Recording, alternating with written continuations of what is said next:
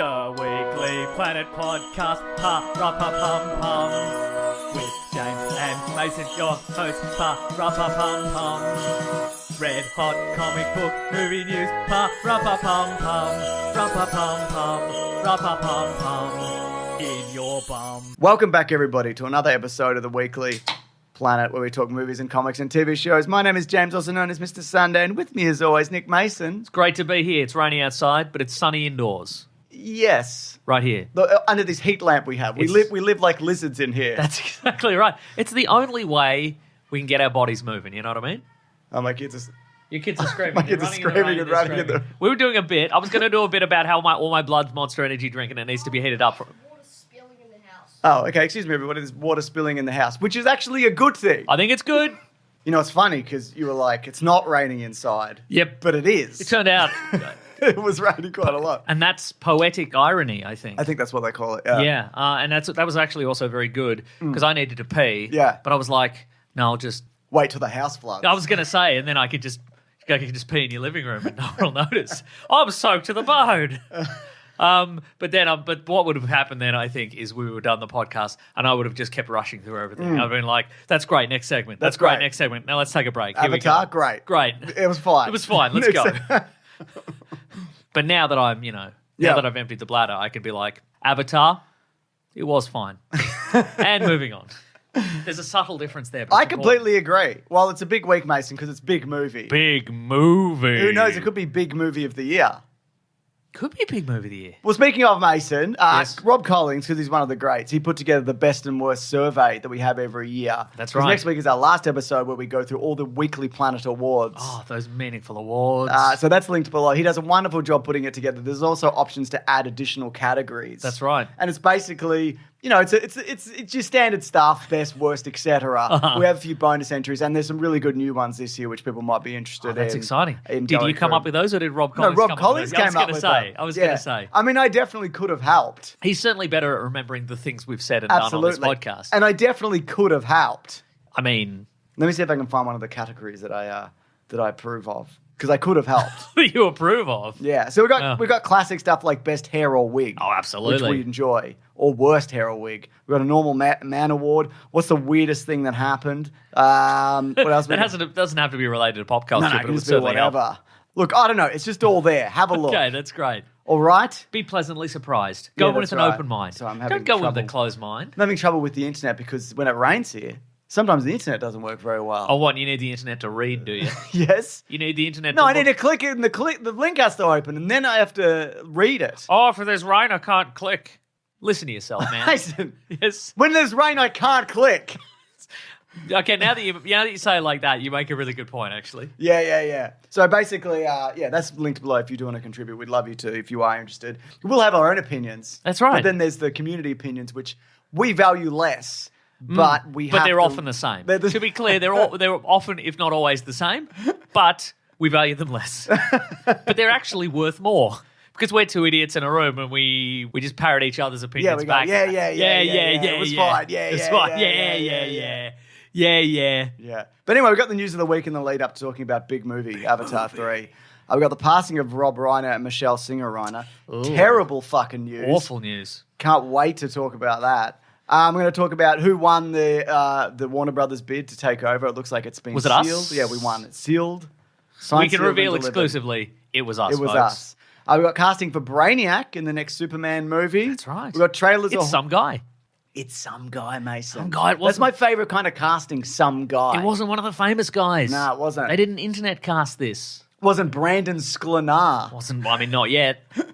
Not yet, but it's leaning ever closer to being Brendan Sklenar, isn't it? It is. You know, you seen him looking, staring. I've seen him Wearing a looking sweater and and he's staring. And he's looking. He's like, Yeah, he's got a great PR team. He's in that new movie, Amanda Seyfried and Sydney Sweeney. He's in that movie. Oh, really? He's smouldering. Is he Brandon Sklenaring it? Yeah, he's Sklenaring it. Damn. Yeah. And we've got trailers for Animal Farm.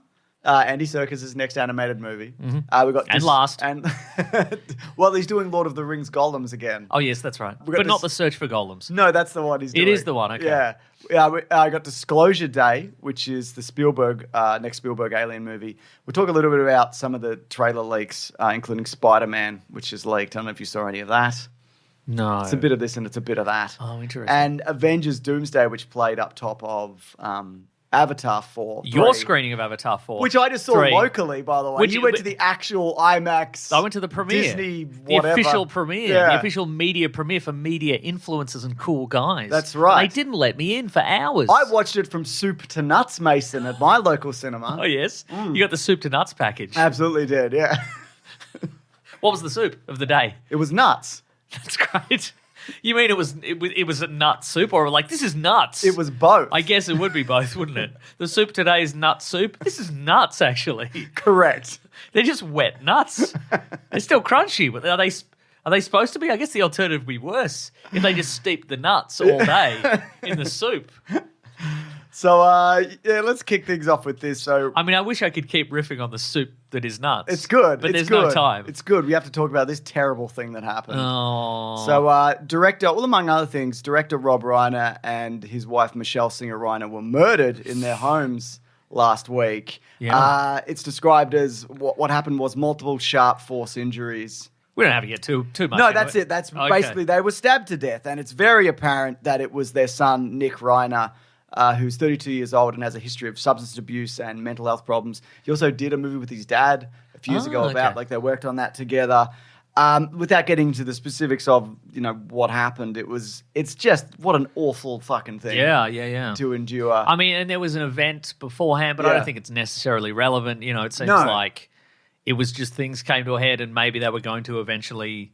Absolutely. Anyway, yeah. But I mean, Rob Reiner, what a body of work. Some of the movies he's directed. Yes. This is Spinal Tap, including the new one. Well, I was going to say before we get into that, Yeah. that when you look at this, like, what a generational run. Like, when you look at this sort of stuff, it's when he made movies in a bunch of different genres, and every movie he made became the blueprint. Yes. For everybody else, like, going forward. So, like, this is Spinal Tap. You said, which is the parody music biopic. Absolutely. Stand By Me, which is the coming of age movie. Incredible. The Princess Bride, the family fantasy adventure movie. When Harry Met Sally is the blueprint for the modern rom-com. The modern rom-com. Misery is the horror two Stephen thriller. King adaptations in there. A Few Good Men. Yep. That's the... You're not allowed to handle the truth. Exactly, but I did. He also acted in a bunch of stuff. He started in like All in the Family. He was in The Wolf of Wall Street. He is, he just storms in and does his thing and then storms out and people are like, Jesus. Also, people might know, and might not know this, and I certainly didn't. I was just going through his biography, but he also acted he was in an episode of the Batman 1960s series. Oh, really? He was in the Beverly Hillbillies. He was on Saturday Night Live. He was in Curb. He often played himself in things. It was, so awful. Just like and apparently by all accounts, just a very, very nice guy. He's Zooey Deschanel's dad in New Girl. Oh, I didn't know that. I've never seen New Girl. I've only watched Old Girl. Oh, yes. Sorry, I've only watched Gone Girl. Is any of this helping? It's all good, man. It's not as good as the super nuts bit. Yeah, absolutely. But if we can tie it together somehow, that would be great. That would bring a little bit of levity to the fact that this man was murdered and his wife was also murdered. Yeah, so she was also a producer on a number of his projects as well. Not just his projects and projects of her own, obviously, but just really terrible stuff. I don't know, man. Awful. Bad. Awful. Bad ending to a bad year. Yeah, absolutely. Yeah. Well, there's still time for another bad thing to happen. I hope so too. There's plenty of time, actually, when you think about it. When you think about it, Mason. I want to think about it. Yeah, so anyway, I mean, just looking at all, like, I could rewatch any of these movies. Right? Like, Great. right now. Yeah, exactly, yeah. Phenomenal run. Just Absolutely. Anyway, I guess we're moving to the next thing. Next sad thing. Yep. Not as sad, but sad. Oh, good. Warner Brothers, this is sad for Paramount, they've rejected Paramount's $108 billion takeover bid to purchase their properties. They were like, no, thank you. Oh, We interesting. don't want you, Paramount. We've been talking about this over the last few weeks. Netflix put in the final bid and was accepted for like $87 billion to get all of Warner Brothers properties. This doesn't include their news networks, CNN, etc. This is your Batmans. This is your Dunes. Yes. This is whatever Lord of the Rings this they is own. your tunes, your Looney Tunes. Your Looney Tunes. Good one. Good example. Dunes and tunes. That's what they said. They put the money on the table. They said dunes and tunes. That's all we want. Did you And Batman? Yeah, all right. You will have Batman Also too. Batman. And do you have video games? Yeah, I guess we'll take some video games. If Yeah, I you got guess. 'em. You got the Nemesis system? We do. We don't want that. Bin Yeah. it. Bin it. Bennett, we want it to. We've heard it's mostly inaccessible. We want it to remain inaccessible. So it's gone. Bennett. It's interesting. They released this statement that said, so Paramount basically backed by David Allison. We've talked about this prior, but I don't really want to recap the entire thing. Paramount are bad, and it's a bad company run by bad people. But not that Netflix is great, but again, of these two, I guess I'd take Netflix, which apparently, well, they're saying for the moment they want to preserve the theatrical experience that Warner Brothers has been doing. I don't know whether that's true, but we'll see. I think for the near future, yes, that will remain the case. For the stuff that currently they are contractually obligated to release in cinemas, they are going to release those in cinemas next year. Who knows? Further into the future, who knows? Who knows? Who knows? Barbie 2, straight to Netflix. Barbie 2, no original cast members. Terrific. Following a careful... Some will be. Yeah, probably. We know who. Following a careful evaluation of Paramount's recently laundered tender offer, the board... Oh, recently laundered. Yeah, that's Sounds about right. The board at Warner Brothers concluded that the offer's value is inadequate because that also, their offer of $108 billion, again, we talked about this last week, is everything, including the news networks and whatever else. It's not enough. Wacko, Yakko, Dot, we want them all. Get them out of the water tower. With significant risks and costs imposed. Freakazoid, we'll take him. On our shareholders. The bid, once again, fails to address key concerns that we have consistently communicated at Paramount throughout extensive engagement and review of the 6 previous proposals. Again, we talked about this, but basically... I hope in the meetings they talk like that. They just brush it over real quick. Blah, blah, blah, blah, blah. Blah. You get it? You get it? Yeah. All right. So it basically... it looked like a sketchy kind of takeover bid, and it was. They were getting funded. Again, we talked about this from various other shady outlets, which also Warner Brothers are doing also. And They've also got their own Netflix, backing. I'm sure. Oh, sorry, Netflix is doing It's all also, shady backroom deals. Yeah, and absolutely. Money from weirdos with agendas. Yeah. You know, And make no mistake. I've got all this money, but I haven't made the world worse yet. I'm old and I've got all this money. I've got 3 years left. How bad can I make things? No, some people didn't like me, so I want to ruin the world. What can I do with that? I could buy another thing. I could buy another thing and drive it into the ground. Oh my God, I would love that for them. I could make every character on television like me. An awful person. I could put myself in the Wizard of Oz. Oh, yeah. Yeah. Nice. So they released these photos. On an orb. This is Ted Sarandos with some other guy, but also David Zaslav. And At Wacko, Yakko, and Dot. In the Warner Brothers Animaniacs big tower. are in the tower, yeah. Yeah, so I love all of that for them. So, yeah, this looks to be over for now. All over bar the shouting, as they say. Yes, that's right. But also, it's this still has to get through Trump and various other intermediaries. What would you call Trump, them? Eric Donald Trump Jr., Tiffany Trump, his son-in-law who's evil. Yeah, Jared Kushner was also backing Paramount. Yeah. I think we talked about has that to get through Joe Rogan. Yeah, Court of public opinion, obviously. Rogan. Mm-hmm. All the other guys that suck. Yeah. Those guys. We have to weigh in, don't we? We have to put our 2 cents If they're going to all the guys who suck, then yeah, that's right. Who sway public opinion in a worse way. It would be unusual if they did not at least consider our opinions. That's right. Which are, we like all of this and it's good. We think it's good. Just give me free subscriptions for life. I'll That's take all we whatever want. it is. That's all we want, man. Yeah. So look, it is what it is. Not the worst outcome of all the outcomes, but not a good outcome. I mean, obviously now we're not going to have, the Star Trek guys meet Freakazoid or whatever. We're not going to have a Strange New World episode where they go animated and they meet Freakazoid. And he goes, I'm Freakazoid or whatever. And they go, all right. Do you remember me? Yeah, kind of. Yeah, kind of, yeah. Ancient history tapes. We watch the ancient history tapes. Yeah, exactly. Oh, and also James Gunn. We have to do this? Yeah.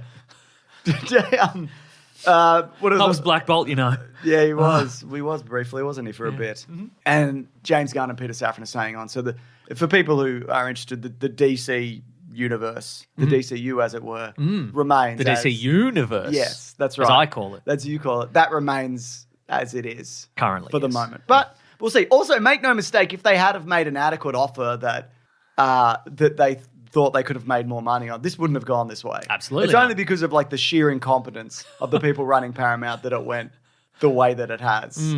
Like, this isn't like, let's do the right thing. Don't kid yourself, Mason. No, absolutely not. Don't kid yourself. No. You're kidding yourself. I'm not kidding myself. I'm keeping it real. You might be, actually. Yeah. Yeah. Well, speaking of the DCU, Who owns Do the Right Thing, the Spike Lee movie? probably Spike Lee at this point. Maybe. I don't know. Maybe. It depends who funded it, or maybe it's one of those things where it went back to him, or maybe it's one of those things where he complains that he doesn't own it. Oh, it says Jared Kushner. Oh, that's good then. Yeah, I think so. Just checking. Production company is 40 acres and a mule film. The fact that film you are pictures. indulging this. I just want to know. It looks like Spike Lee's production company might own it, actually. Because Who'd it come out through? through them. Oh, no, sorry. Distributed by Warner Brothers. Oh, sorry, Universal, sorry. Okay, right. Universal. Anyway. Yeah. They should do the right thing and let us have it. I think so too. Do the right thing for Yeah. once, Spike Lee. Yeah. Yeah. We could finally, recreate it using AI where we're the stars of the movie Do the Right Thing. We don't even mind doing that. We don't mind. We'll get somebody else to do the prompts. It's fine. We don't mind. Yeah, we don't mind. Yeah. But for real, nobody do that. But we don't mind if you do. I mean, we probably don't do we it. don't mind. I mean, Let me speak for both of us when I say both of us don't mind. You probably less mind than me. I have a bit of a conscience. okay. Conscience. Yes. I'm unconscious. Yes. Mason? Yes. Brainiac casting. That's right. Now, the rumoured villain of new Superman movie, Man of Tomorrow, starring Lex Luthor. It's still up in the air. They've cast Brainiac, but it's still Who's up it in the gonna air. be? It could be anybody. The villain Yeah. could be anybody. They've decided, James Gunn has Yes. decided on Lars Eidinger. Uh-huh. And he released an image of him along with Brainiac that says, in our worldwide search for Brainiac and Man of Tomorrow, Lars Eidinger rose to the top. Welcome to the DCU, Lars. Now, I just want to point out he's tall. He's 190 centimeters or 6'2". He's 49 years old. Yep. He also was Good in the start. movie Jay Kelly, which I recently watched. Yes, He's that's one of right. the cyclists in that. Yeah, that's right. When I saw him, I'm like, I have no idea who this is. And then I'm like, oh no, I recently watched something that he was in. And he's I do one know of the this. he's one of the colourful characters that Jay Kelly, a movie superstar, meets on the train. He's like, Yeah. I think normal people are interesting. Yeah. I haven't seen a normal person in 30 years, and this is interesting. Exactly. Yeah. He's married to Ulrich Eidinger. Oh, okay. That's right, yeah. That's fantastic. He's in the movie Persian Lessons. I've seen Persian Lessons. Have you? No. I didn't think Have you so. seen it? No. What's it like? Good. I bet it's good. Good. He's got a good look and he's got a good head shape. He's got He quite does, long yeah. hair, but I think. They're not going to do the long hair. Do you think James Gunn and Peter Safran were in a booth with like some sort of microfiche projector thing? Oh, and they had a put little it on him. transparency of Brainiac. Yes. and they would just cycle through actors' headshots and go, no, Yes, no, that's exactly what perfect. I think happened.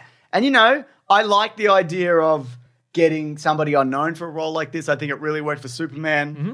Ulrich Eidinger is an opera singer. There you go. Yes. Now, also the image. And they live in Berlin's Charlottenburg district. That's where I live. Do you think they've been to the tapas restaurant from the Golden Boy of German cinema? You know that guy? Daniel Bruhl. Daniel Bruhl. Do you think they've been there? I think they've definitely been there. Wouldn't you have gone there? I if you would have lived gone. there? I would have gone. That would be my local tapas restaurant. That's right. Yeah. Show up the cream of the crop of German film are there. This guy, This guy. Daniel Bruhl, is there. Yeah. You know? Daniel Bruhl might be there. He might be there. So he also released this image of Brainiac.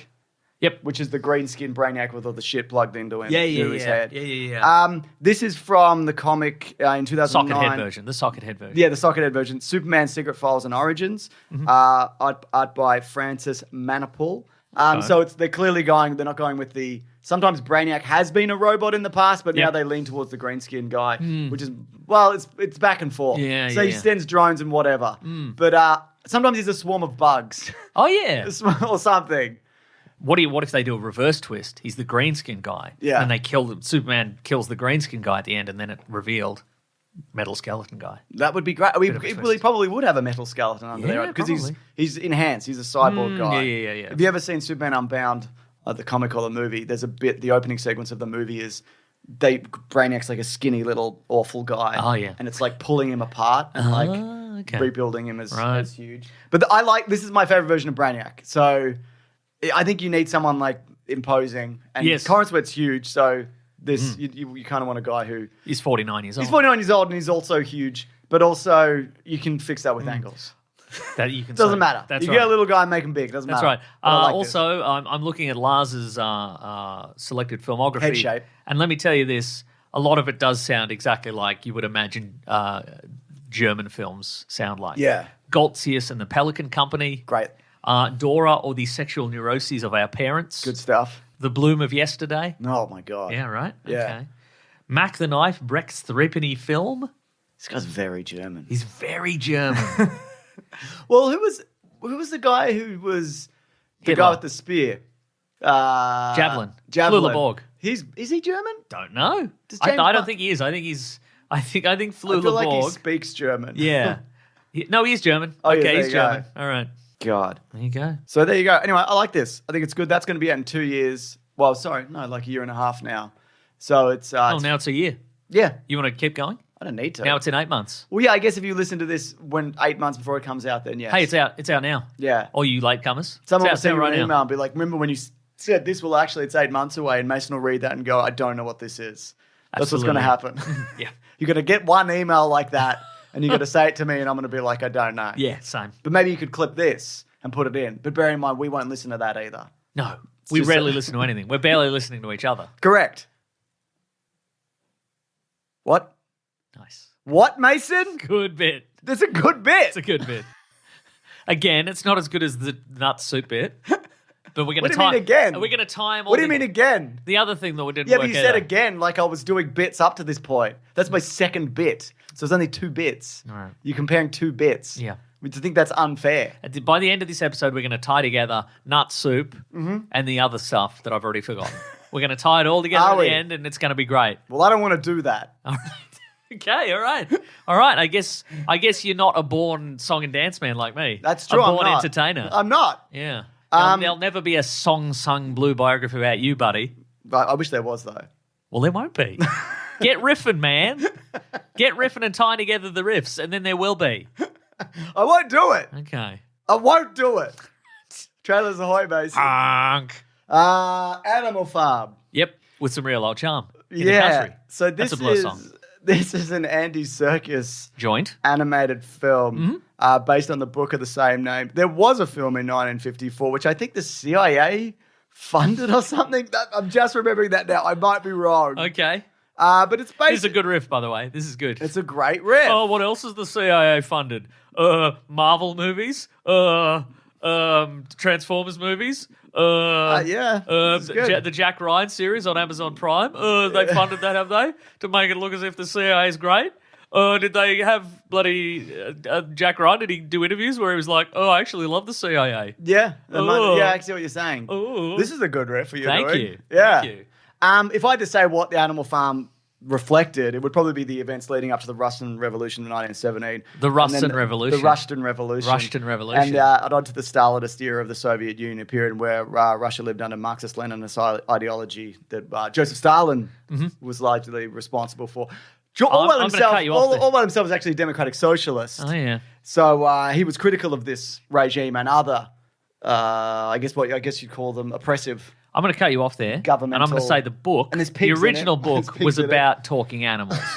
And how it was funny when they talk, because that's not normal. No. People will be like, whoa, whoa, whoa, whoa, whoa. And the horse is like, I don't like building this windmill. And it's funny. The classic, the most notable line, if you remember correctly from the Yeah. book, Yeah. was when the animal started talking, and one of the visitors to the farm was like, "Whoa, I got to switch to decaf." You know? Yeah, So I that got to was- switch it to decaf. What's happening here? You know, that's where we get the line. That's true. Oh, here we go. Animal Farm, 1954. In 1974, E. Howard Hunt revealed, this is just off my head, that he had been just sent went in your by the mind CIA Psychological Warfare Department to obtain the film rights for Orwell's Widow, and the resulting movie was funded by the agency. Okay, but is this true, or did this guy just say this? This is what he said is true. And E. Howard Hunt, as you know, is an American intelligence officer who was mostly active, not mostly, let's say specifically between 1949 and 1970. Wow. And then he went on the Joe Rogan Experience. And that, of course, is short for Howard Hunt. That's right, correct. Yeah, Yeah. that's what I thought. Don't you love it when Joe Rogan, you like Joe Rogan, gets on CIA guys and they go, no, that's true. But here's the stuff that is true. Yeah, It's my okay. favorite thing about the Joe Rogan Experience. And just the experience in general, I guess. Absolutely. Yeah. It's always great to have new experiences. Anyway, this trailer, it's Chicken Run, isn't it? Some of it's Chicken Some Run. of it's Chicken Run, some of it is Animal Farm. There's like, but it's. I mean, people. I read it recently, not to brag. Yes. It's very dark. Yeah, and, absolutely, And this yeah. is, I don't know what the fuck It's crazy. It's wild. They've gone. It's that. There's farting and butt shaking. Because Seth Rogen is in this, and of course he was recently in the studio. Yeah. Which is all about. Yeah. You know, you bring in a difficult concept. You know, they want to make a movie of a difficult book, and then somebody's like, "What if we make it wacky?" Yeah. You know, there's always like the Kool-Aid thing. There are so many Hollywood stories, you know, over the years of them. Let's make a movie about Hitler, and it's like, does he have to be as bad? Yeah. Can we remove some of the nastiness? And then it's like, well, what's the point? Well, this This feels like they just gave in. They were like, can we just, you know, they had a executive come in and go, well, you know, we like the talking animals and the funny stuff and the jokes and fart jokes and stuff. And Seth Rogen's pointing to his pig butt and saying, look at my big butt. Can it just be all that? And they went, sure, who cares? Yeah. It's a recognizable name, and we can reorient this as... And it has been a problem because George Orwell was like, don't put my book in the children's section of like, apparently that was a thing that he'd said. Well, you're dead now. Oh, this is Angel Studios. They did like Sound of Freedom and shit like that. This is them. Oh, that makes so much sense now. Okay. I don't think it makes that much more sense. Oh, it does that it comes from them. That it's just The Jim deranged. Caviezel fucking... Yeah. I've written a video about that I was just like, I don't want to put this out. Yeah. Just going into everybody behind that. And it took me ages. And I'm I don't know, man. Yeah. I mean, is it time to release that and do like... Maybe it because is. that was a huge thing for a minute. Yeah. But is it now? I'm surely we've reached the point where there's time for a reappraisal. Yeah, but also like now I'm kind of like, do I want to revisit any of this? Because I'd have to research it because I got to, you know, you want to make sure it's right. Yeah. And I don't want to do that. Yeah.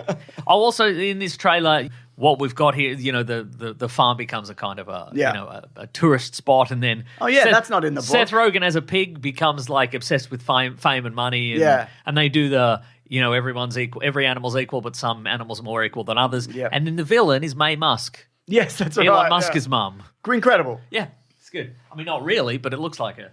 I'm going to say incredible. Yeah.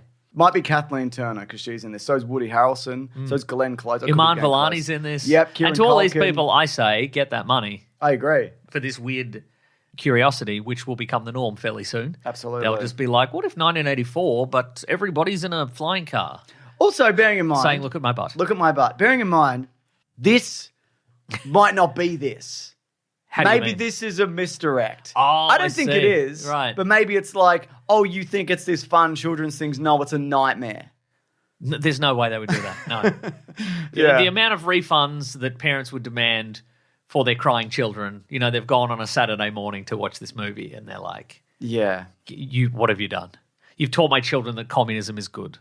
You know? Well, I bet George Orwell would be like, I don't know about this. I'm not sure this is something that I agree with. I bet he'd say that. I bet he'd say, this is like 1984, that movie. I think you'd be like, this is sick, actually. This is you got them all to talk. You got it right. This is great. This is what I wanted. Because I was writing it. Because Yeah.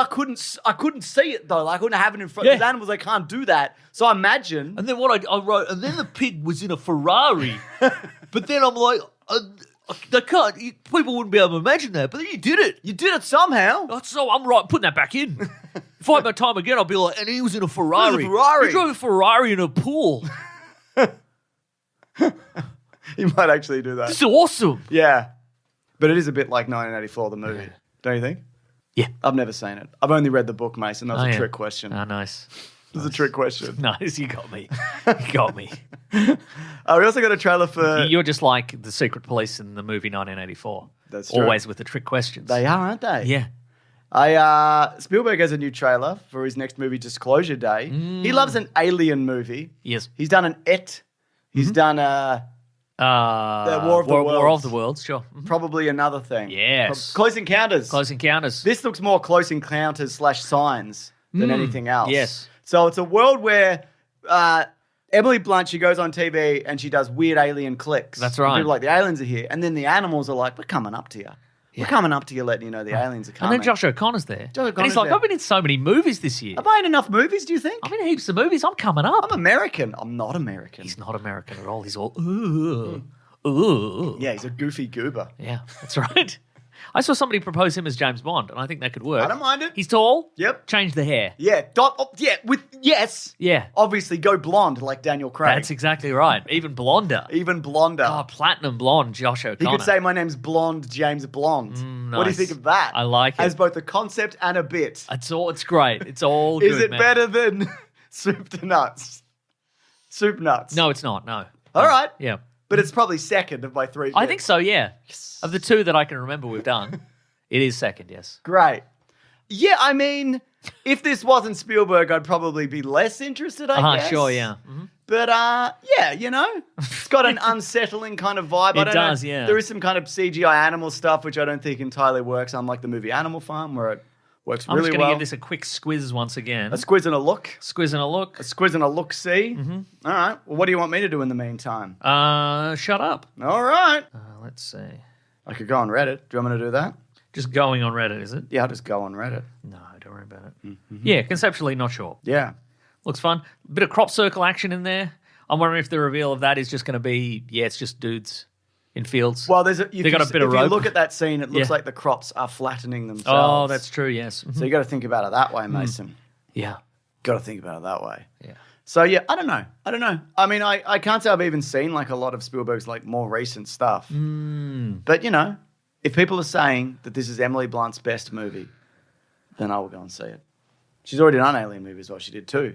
She did A Quiet Place, and Are We Doing Another Quiet Place? And The Smashing Machine, And so The that's Smashing three. Machine. That's right. Goodbye, The Smashing Machine. I've always loved you, even though you're from the planet Mars. Goodbye, Emily Blunt. I'm from Mars. Yeah. And And then he swims into space Damn, with his big Smashing arms. Machine. Yeah, exactly. Yeah. Yeah. He was full of helium the whole time. Did you know that? No, I didn't know that. You didn't stick I around for didn't the know post until the credits. end. Yeah. Yeah. And you're telling me this now. That's right. Yeah. We should have talked about it in the review. How he flew away at the end. But the real guy's He not swam from, away through Sorry, the air. the real guy's not from Mars, is he? Or is he also from Mars? I don't know. We'll Do they add that? I mean, he's booked on the Joe Rogan Experience next week, so we'll Is find out. he? If there's going to be a reveal that he was from Mars, Yeah. it'll be then, won't it? Cool, man. When's the CIA going to tell us where aliens? Where are they at? Where are they? Tell Why me would where they the are. CIA Where's even the know? aliens? How many ships? Where do they go? Give me one. Mason? Yes. Spider-Man trailer leaked. I don't know if you Okay, saw that. I didn't see it. Two Tell me separate all parts. about Don't it. worry, that's fine. Don't worry about it. I'm going to wait for... We'll talk about it when it leaks properly. Okay. A lot of internal leaks, though, going over at Marvel. Apparently, these are from test screenings of trailers where fans go in and have been recording it and then... How are they doing that? releasing them. I don't On know, their man. Ray-Ban Meta glasses? They might be doing it in their Because, I mean, Ray-Ban surely Meta glasses. they take people's phones away. Some people have two phones. There should be a take two phones away policy. You have to. It's like 2 drink minimum. Oh, Yeah, okay, it's yeah, 2 yeah. phone minimum. You have to come in with 2 phones. They take 2 phones away. Interesting. That'll solve all the problems. Yeah. I would look at people, and I know some look other at people? I look Wow. at people, All right. and they look at me, and right. they go, stop looking at me. And they go, you were looking at me. And I'm like, doesn't matter. Yeah. And, you know, they've got 2 phones. They've got a work phone and a regular phone. And I just don't think I could do that, Mason. I have a work I don't phone, have but the it's switched off, capacity. but it's Yeah, fine. I know. You have one. You're never looking at it. Sometimes you bring it out, and I forget you have second phone. I've never brought out second phone. I've seen second It's at phone. work. You brought it here. I've never you? have. No, Oh, never. maybe you've only talked about second I've phone. only talked about second phone, but I've What do you talked- have a second phone at work for then? What are you know. using it for? Nothing. It just sits in your locker. Correct. Whoa. Yeah. I've talked about... See, Maybe here's- it's that battery pack that you carry with you. Yeah, here's the thing. I've talked about second phone so evocatively. I described it so perfectly. Yeah. It's like it's here. That's right. What happened is I talked about second phone so much, and it just like it's just Yeah. sort of like reverse Back to the Future. It just appeared in your field of vision. Wow. But that was just imaginary. Reverse Back to the Future. Because I'm a storyteller. It's reverse Back to I'm the a Future. storyteller. It's Back to the Future. Yeah. Yeah, because you're a storyteller. Yeah. Yeah. Okay. That's right. Well, great. Anyway, 2 phones should be illegal. We shouldn't have to do that. That's right. That's my point. What about a virtual phone inside your regular phone? Interesting. I like that. Like an eSIM. Like an eSIM. Yeah. Like an e-cigarette. What if your phone was a cigarette? Think about that. I think that's already been done. 100%. Oh, definitely. Some has. sort of I've seen vape / phone vape combination. thing. Yeah. Yeah. Mason, Yes. up top at Avatar this week, Avatar 3. Yeah. Fire and Ash. Everybody in the world Yeah. got a trailer for Avengers Doomsday. Because everybody paid for the soup to nuts ticket, I guess. Not me, though. I was really surprised. I'm a they Hollywood showed it. elite, and they didn't give me nothing. Yeah. Also, the projector burned out at like 45 minutes towards the end. Damn. But they started it again. from I the don't know. very start. No, but that would have been funny.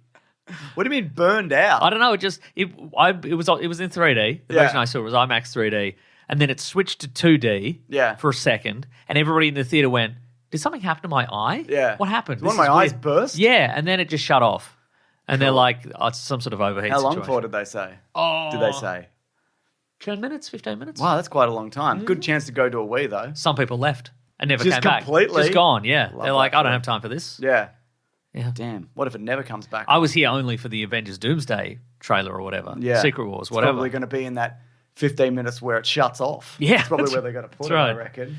Anyways, Mason, you actually managed to go online, though, onto twitter.com. That's right. And it took you several attempts, but you finally found a non-AI pirated version of this trailer, which, spoiler alert, I guess, reveals that Chris Evans is coming back big time as Captain America. I did see a number of trailers that contained elements Yeah. of the actual trailer, but then they were interspersed with AI elements Yeah. and or versions that were clearly based on stills from the leaked trailer, but Yes. somebody had converted them via AI to Yep. a more screen-worthy Yeah. version that also looked awful. Yeah. It was great. Anyway, But also, it's not, as you pointed out, it doesn't look that different from what the actual trailer looks like. Yes. Which is the worst. Because there's every time I see a leaked image of anything now or anything, I've just immediately assumed that this is fake. And I think that's just what we all have to do now. Yes. Everything's fake. everything's fake, and we're loving it. Anyway, so it shows he comes in on a motorbike. You don't see who it You know, is. it makes me think. What does it make you think? Things that I'm loving. What do you love? The only thing that's not fake, What's that? delicious quarter pounder from McDonald's. Do you reckon that's not fake? I think it's real, man. It's a sloppy burger, man. They got to fix They're those not. up. I don't think they're very good. Would you do a double quarter pounder? Not these days. A half pounder, as it were? No, probably not. Interesting. I'm just saying, Spencer, it's a family restaurant. That's all I'm saying, and it's real. Yeah, I guess it's a real physical place often. That's right. Yeah. You can't AI a quarter pounder. That's all I'm saying for now. I mean, you can do a picture of one. Yeah, And it'll probably look better than the actual burger, absolutely it will. which looks like a mashed up shoe. Mason. Yes. So Captain America comes in. You don't see who it is. You see him looking at his Captain America outfit. And then That's you're like, right. oh my God, is this Captain America? And then Hayley Atwell comes in and goes, "Is that your outfit, dear? Yeah. Is that one of your little outfits?" And he's like, "It's not an outfit. It's not a little uniform. either. It's a uniform. It's my superhero uniform. It's big. It's big like me. I'm big. I'm big. And the suit had to be big. I had a big injection. I'm big. The suit had to be big to fit me because I'm so big. Anyway, he's holding Don't call it an outfit." he's holding a baby. Yes. I showed my son this, and he loved it. He was like, great. Because he's come into all this like in the last couple of years. Yeah. This did absolutely nothing for me. I already knew he was coming That's back. great. Also, but the audience reaction Well, was, I believe that children are our future. absolutely. And that's great. If he loves it, amazing. But the I mean, audience... he doesn't have his own money, does he, really? I guess he doesn't. Yeah. And if I took him... I was thinking about taking him to Avatar 3, but he hasn't seen the other ones. I'm like, I don't even know if he could sit through this, to be honest. And what a world to dump him in the third Avatar movie. I already made him watch Civil War first. Yeah. Of the MCU Yeah, movie. you are messing this And he kid still up. brings that up. But he's right. Yeah. But my audience reaction was... I can't believe you didn't consult me on this. I had to watch it for work earlier this okay, year, right. Mason. Yeah, okay. I don't consult you on all my parenting things. Well. Most of them I do. Yeah. And you're always like, you're being 1984. And I disagree. I'm not always being 1984. You're always like, what should I put in this soup? And I'm like, come on, man, you know the answer. So It's crunchy and it's nutritious. That's all I'm saying. no real audience reaction, but I've seen people whooping and hollering. But this this trailer is cut with that kind of silence that sets... They're expecting whoops and hollers. Yeah, which I'm sure there was. But also, we just fucking saw this guy. He was in Deadpool and Wolverine last year. That's right? true, yeah. He's coming back next. Yeah. And I know it's a different character, Yeah. whatever. But like, it doesn't feel that long ago. It's not like they were like, hey, Chris Evans, we'll give you $20 million to go on a multi-year hiatus. Yeah. Don't appear in public. Don't do anything. Yeah. It's like we'll shoot you if you appear in public. He's been around. It's not like, and I guess he's got Captain America haircut. Oh, yeah, as he opposed does. to his normal Oh, haircut. yeah, absolutely. Like, we've seen him running around in his tight T-shirts and his Yeah. little glasses. We know what he's doing. That's right. Don't Red we, One. Mason? He What's did that? Red One. He did Red One, a bad movie. Mm-hmm. But all that aside, and Yes. we talked about this before we started recording, what's all this Sam Wilson nonsense for then? Right, it feels yeah. like they really fumbled that hard. Absolutely. They gave him a TV show where he goes, I don't know if I want to be Captain America. And then at the end, they're like, you're Captain America. And he went, all right. And then they did a Should movie. I take the serum? Nah. No. It'll be more of a challenge to you fighting villains if you don't have it. But Isn't that what you want? We'll give you an indestructible suit, though? Yeah, a suit that you can fight a Hulk in. And then the movie's the same thing. He's like, I'm feeling pretty down about being Captain America. And Bucky's like, you're the best Captain America I've seen today. And then then he beats up Harrison Ford. Yeah. Or they talk about, remember how much you love cherry blossoms. It's not a good movie, all right?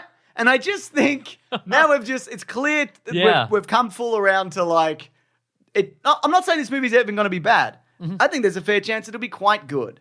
But it does feel like, what was the point? It does feel like they sort of threw Anthony Mackie under the bus. And yes. went, But I mean, I guess to an extent, the actual Marvel comic book universe is that. There is Totally. There's still a Sam Wilson and a Captain America, and a bunch of people have taken over the shield for a while, but they're like, well, people like the OG Captain America, and for branding purposes, it always has to be him, so we'll bring him back. And sometimes Sam Wilson is just going to show up and be regular Falcon, and sometimes he's going to be a Captain America Falcon. Captain America. And there's technically only one Captain America shield, but I guess we'll just say there's another one. There's another one sometimes. This one's almost as indestructible. Okay, then we can team up. Did you say almost? I did. Yeah, it's good. This is good. Flip it upside down. Yep. Put some soup in it.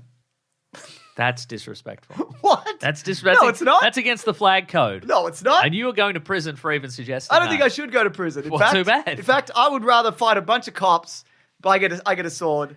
Okay. And that decides whether I go to prison. Do you Okay. think that's fair?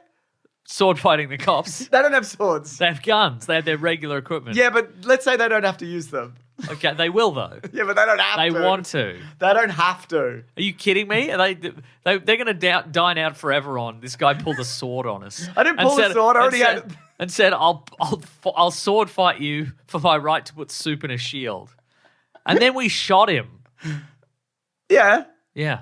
I think that's not great, is it? No. For me. It's not ideal for you, no. No. No. So anyway, there's also a countdown at the end that says 12 months. Do you think the episodes at the start of the year were more normal than this?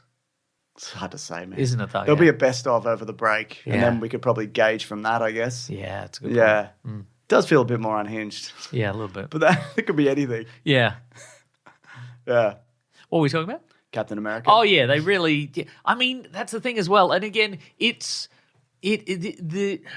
And look, honestly, I could talk about the MCU and the rise and fall of it for all eternity. You actually talk about it too much. I think so would too, say, yeah. but also not enough. I think that I think that it's there's so many reasons why this last phase of Marvel never quite worked. I think going from we've just prevented someone from destroying the universe. Now we have to prevent someone from destroying the multiverse. All of the universes. Like that's too much for a lot of people.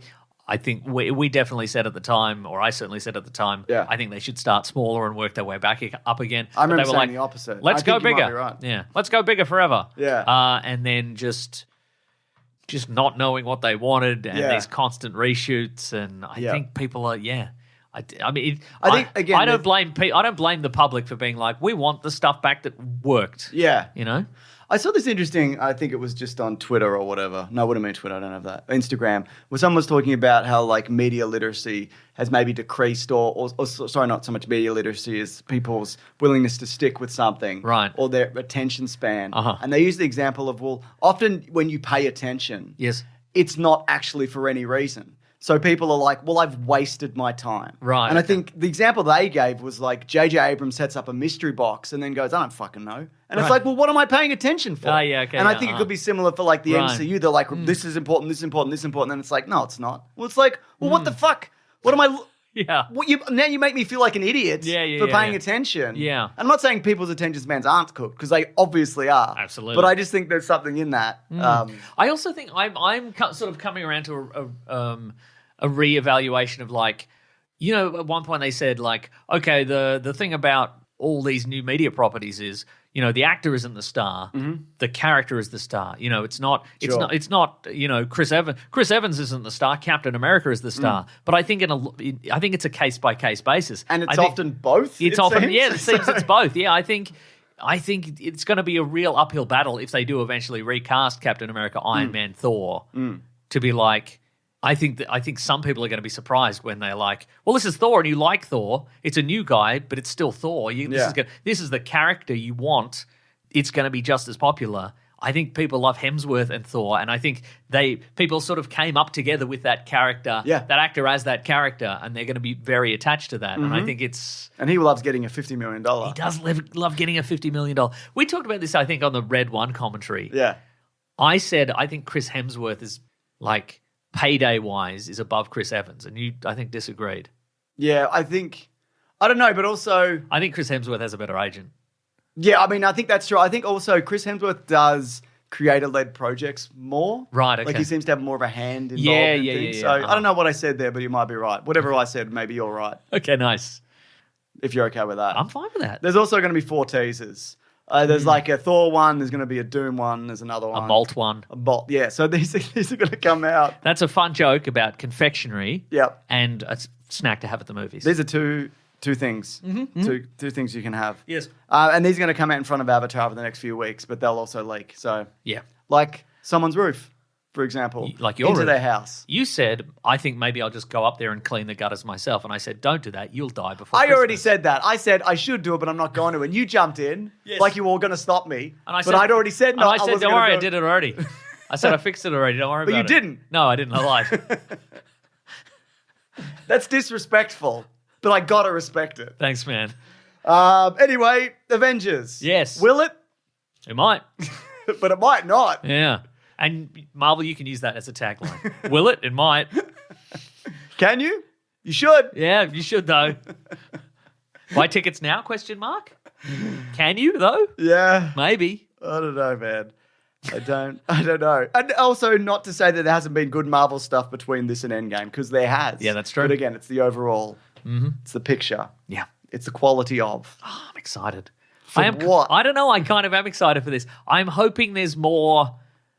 The danger of this is it's just cameos and hype moments and look at all the guys from other stuff kind of thing. I guess it's also like what they could bank on, but I don't know whether it's long enough where people grew up on the MCU. Mm-hmm. We don't understand that because we've always been adults. That's so right. It's the same for us. Yes, exactly. Like 5 years is nothing. But someone who was 13 and then is 18, 19 when this comes out, like that can be a big deal, Big deal. Or they're wearing a suit to Minions. They're doing another thing. I don't know. Yeah, we don't know anymore. I don't know what anyone's doing. They're just saying 6-7. Let me know what you're doing. Email in. All right. If you've said 6-7 today, if you've yelled it out in public, email in, let us know. You should also, if you're an adult, just say it to a kid. They hate it. Ruin it for them. They hate it. You don't know for sure, but there's a decent chance they'll stop saying it forever. I don't care if they do keep saying it. There's always something going on, Mason. Yeah. It's either this or people shouting about what did we have when we were a kid? The band Fuel. Okay, sure. These things are equivalent. Sure. Do you know? I don't know that. I don't think anybody walked around in the street yelling about the band Fuel. That song Shimmer. I know what they did. And they know what they did. All right? The song Shimmer. Yeah, I know. All right. Yeah. We got to do our movie review. That's right. Avatar Fire and Ash. Go on. Budget of $400 million, they say. Pretty big. Yeah, apparently the break-even point for this movie is also $1 billion. Interesting. They filmed a bunch of this like years and years ago. So it barely even counts. I agree. They filmed 2 and 3 back-to-back, which is very evident because Spider has not aged a single day. That's right. He looks the same. Neither's Jake Sully. Jake Sully's also not aged. I don't know He's how aged he's a done. bit. Yeah, sure. Yeah. And he's So's blue now. Neytiri. Yeah, sure. So's Jake and Neytiri's kids. Yeah, So's Spider. These are all names of people. Quaritch. Verara. Jane. Who's that? I don't know. Just someone we know? I don't. Yeah, just someone we know. The box office for this is not like devastating, but it definitely is lower than the last one. But the last one was like the biggest movie ever made correct. in terms of return. It looks like it's going to get between 85 and 90 million US opening, about 365 million worldwide. The first Avatar was... First big miss. First big miss from Jim Cameron. Big Jim. I don't know about big that, miss from Mason. Big Jim. I don't know. Big Jim. We'll have to see how it goes. Big Jim alert. The first Avatar movie made 77 million in its first US opening weekend. Okay. The second made 134, and both of those movies just stayed in cinemas for ages and made money. We're in a very different era of cinema than we were like even 3 years ago. People may have some kind of Avatar fatigue. People are feeling the pinch more than ever with money. People hate movies. There's any number of things going on. There's also more competition this time around. There's phones, another thing. 6-7, just saying 6-7. Just saying 6-7. I mean, if you your choices are spend $25 for a ticket to see Avatar, sit there for 3 hours plus, or just walk around in the streets saying the word 6-7 together and laughing with your friends. That's free, isn't it? It's free and it's priceless. In the future, when you were all sitting around a burning oil drum, in a desolate wasteland, you can be like, remember that time we were walking the streets, we're saying 6-7 together? That was free. That was free. That was free. Kids can't. You're not even allowed to do that now because the robots will shoot you. The robots make you subscribe to 6-7 Plus, and you have to. You're not allowed to say it unless you pay a monthly fee. We don't even have any money anymore because there's no money or houses or anything. But we could say it. What a time, though. Yeah. You're not going to be thinking back to Avatar 3. You're going to be thinking back to that. Yeah. It's interesting because James Cameron has said via THR that this can be the last one. There's one unanswered question in the story. We may find that the release of Avatar 3 proves how diminished the cinematic experience is these days. Or we may find it proves that the case that it's as strong as it is, as it ever was, but only for certain types of films. Okay, if you say so, Big Jim. Big Jim Cameron. Big Jim alert. Sorry, go on. I've never called him Big Jim Cameron before, but it's quite tall. Just occurred, mate, but he's also like big in movie stature. He certainly is. He's got a big energy, but it's fun to say Big Jim Cameron. If we ever interview him, which will never happen, obviously, we'll call him Big Jim Cameron. I think he'll like that. Here he is, Big Jim Cameron. Or he'll swat us away like King Kong. That's right. Which is something a Big Jim Cameron could and would do. That's how you do it. He said it's a coin toss right now. We won't know till the middle of January. Yeah, which is true. We'll just have to see. Again, these movies aren't like Marvel movies or, I don't know, most movies this year. They're not usually front-loaded. Those are wise words, Big Jim. Big Jim Sunday movies. Thank you, man. What do you think the story was? All right. So this time, we're on the wonderful world of Pandora. It's actually a moon. Is it? Yeah. Oh, what's happening on the planet? Something worse. Something better. Something more interesting. Okay. Yeah. All right. Something less fluorescent. Probably. I think it'd be fun if it was just they just colonized and it's just regular Earth pretty much. Yeah, cool. People going to work and whatever. Yeah. Anyway, they're on the moon of Pandora. Or, no, you know what? I'm not going to get into it. There's no time and I'm not interested. Is Pandora a moon or a bracelet? Siri, Grok, the other one. Is Pandora a moon? Let's see what they all say. Okay. Yeah. Anyway, they're on something called Pandora. And it's a beautiful world, and you enter the world, and you love it, and you're there. It's got the internet, sort of. Yeah. It's got the forest internet. You can ride a dog or whatever. Remember the time, and then last time, Jake Sully was there with his family. He's fully one of the Na'vi of Pandora. Yeah. And his family are there. They interneted him into a Na'vi body for real forever. That's right. And then... Because he was a bloke. His family are there, and they're hanging out with the sea Na'vi from the last movie. You might be like, is that the last movie? Yeah. There's a lot of things you're going to be like, is that the last movie? Yeah. Anyway, the sea Na'vi are there, and they're all, this is cool. And then they're like... I see Na'vi. Then they're like, we got to take a little trip. We're going to take Spider, because people are trying to get to Spider. Yeah, absolutely. For reasons, and then other reasons later. But then they're like, let's swim around and fly around and walk around. But they shouldn't do that. Why not? They should be allowed to do that. Yeah. But then there's another group of evil Na'vi, and they're like, we love red. We love doing fire. Yeah. We love doing fire and attacking for no reason. Also, this is a recent thing for us. I thought they'd be doing it for generations, but they're like, this happened to us like 3 years ago. Yeah. But now we're into it. We had a pandemic or whatever, of fire. And we're loving it. Yeah. We're loving it. This is our favourite thing now. Yeah. And then they've got a battle. We love cutting off people's internet. Everybody's got a battle. And then Quaritch is there. And he goes, aren't I the guy from the first movie? And sort of. You've got his memories, but you're tall now. Yeah. Yeah. And you can kiss some girls. Yeah. Yeah. Yeah. That's the movie. It also asks the questions like, do you enjoy seeing people or blue people put knives to other blue people's throats and go, I'll do it? Do you like seeing that a bunch? Sometimes. Do you like seeing, I don't know, do you like knowing whether you can teach a whale to hate? These are things that the movie explores and answers. Sometimes. For you. So, this movie asks questions and gives you all the answers sometimes. Sometimes it does. I think that's good. Yeah. Look, it's Avatar again. It's Avatar again. I think there's some new things in here which I quite liked.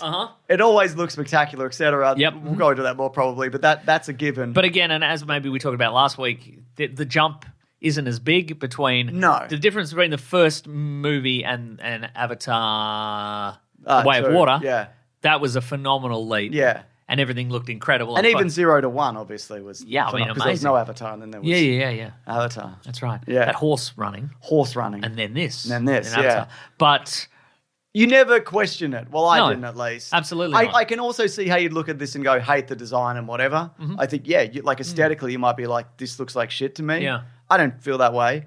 But like the execution is phenomenal. It's the best CGI you can put the execution is phenomenal in the sense that you don't think about it. And the sense that there's no floating heads really or anything. To the extent people there's humans interacting with, it's crazy. With completely CGI environments and etc. And other creatures, it's wild. Giovanni Ribisi's back. He's in it, he goes, what am I doing here? Exactly. I was in Boiler Room. What I would say is that I would say overall it's a good time at the movies. Yep. I think it, like you said, it does some stuff better than the second movie. Yeah. I'm mostly going to compare this to the second movie because Sure. it's the one I barely remember, but I remember it more than the first one. I think it does some stuff better. It does some stuff worse. Mm-hmm. It's not breaking any ground in terms of storytelling or plotting or anything like that. I think it's got some great action sequences, but it also has some action sequences that are quite similar to the previous version. Yeah, they're the same. They're like, God, we got to get these whales, but what if we stop them getting these whales or whatever? There's a whole I guess it could be, I was going to say third act, it's more of a fourth act.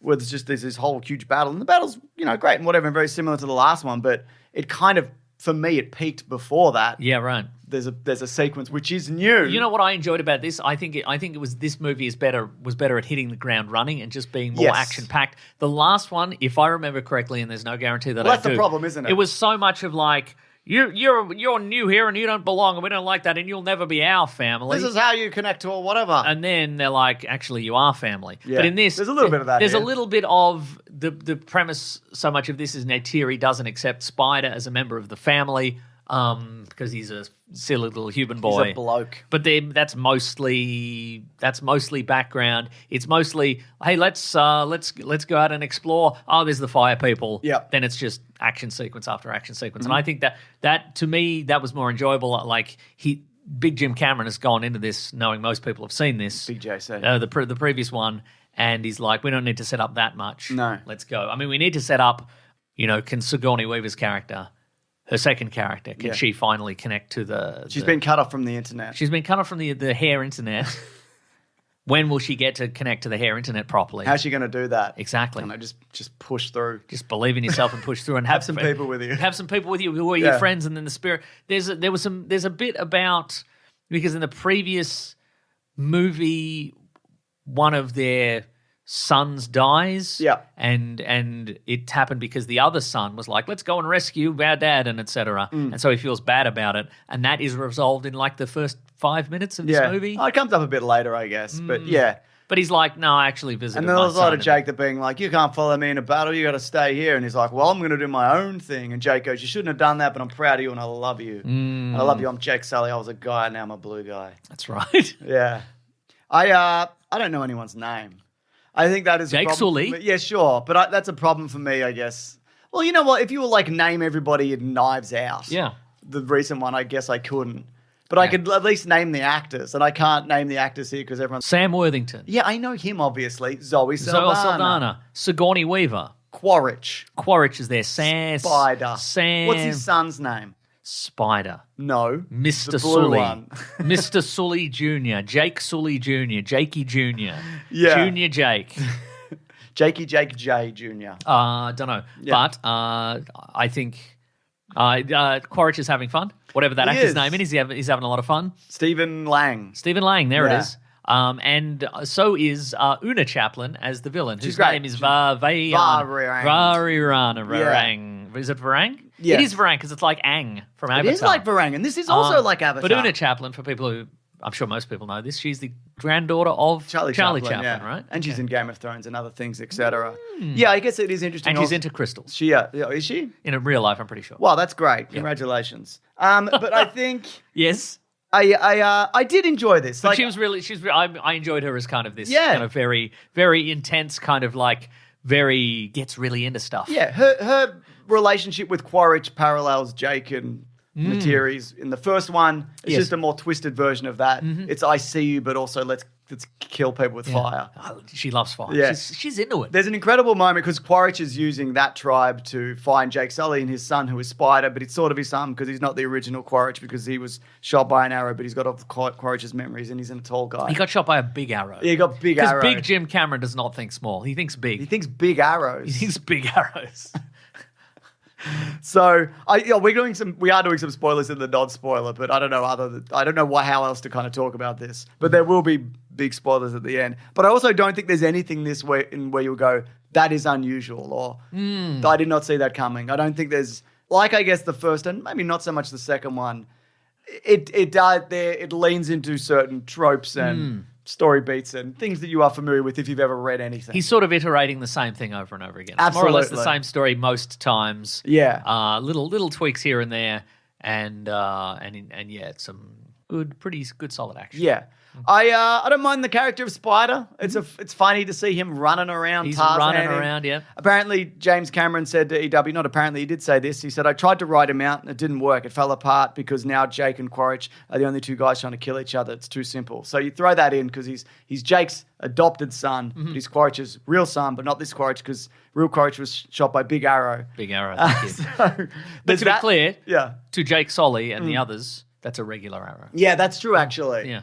So There's less funny perspective things. There in is, this. yeah. Yeah. Because it's more big people going on, I guess. But so that's interesting in itself. But then there's also moments where like in the second movie where the Spider is taken into a facility and his dad comes in and goes, I love you, you're my son. I'm like, I'm pretty confident I saw this in the last movie. And there were moments like this throughout it where I'm like, I don't 100% remember, but I think I've seen this like 3 years ago or whenever this happened. Yes. Also, a big part of this story is they need Spider. Can we spoil what happens to Big Spider? part of this movie. This is in the trailer. Big part. Yes, come on. Where Spider, he needs a mask. Humans need masks to breathe on the moon of Pandora. That's correct. And Spider, through various means, doesn't need that anymore. Correct. So yes. he's now. That's in the trailer. Like you it's said, in the trailer. Yeah, it's valuable to the humans because that means they can populate this planet. Yeah. If they can figure out how to do this.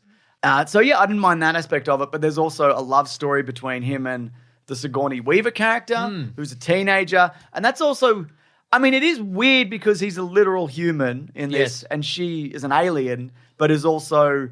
It's hard to determine what their relative ages are. Well, that I couldn't too, tell. yeah. And it is, I don't know. Because Spider looks like an adult, Maybe. and Sigourney Weaver's character looks like a child. But so she's it's weird. also But got she's a big. got a 7-year-old person's voice That's for a lot right, of yes. it. So I'm just thinking of like, when that happened, I'm like thinking of the behind the scenes of this, of like, did they make these two kiss? How Right, did this- yeah. Or whatever. Which, whatever. They're both adults, I guess, but it was just like, this is weird.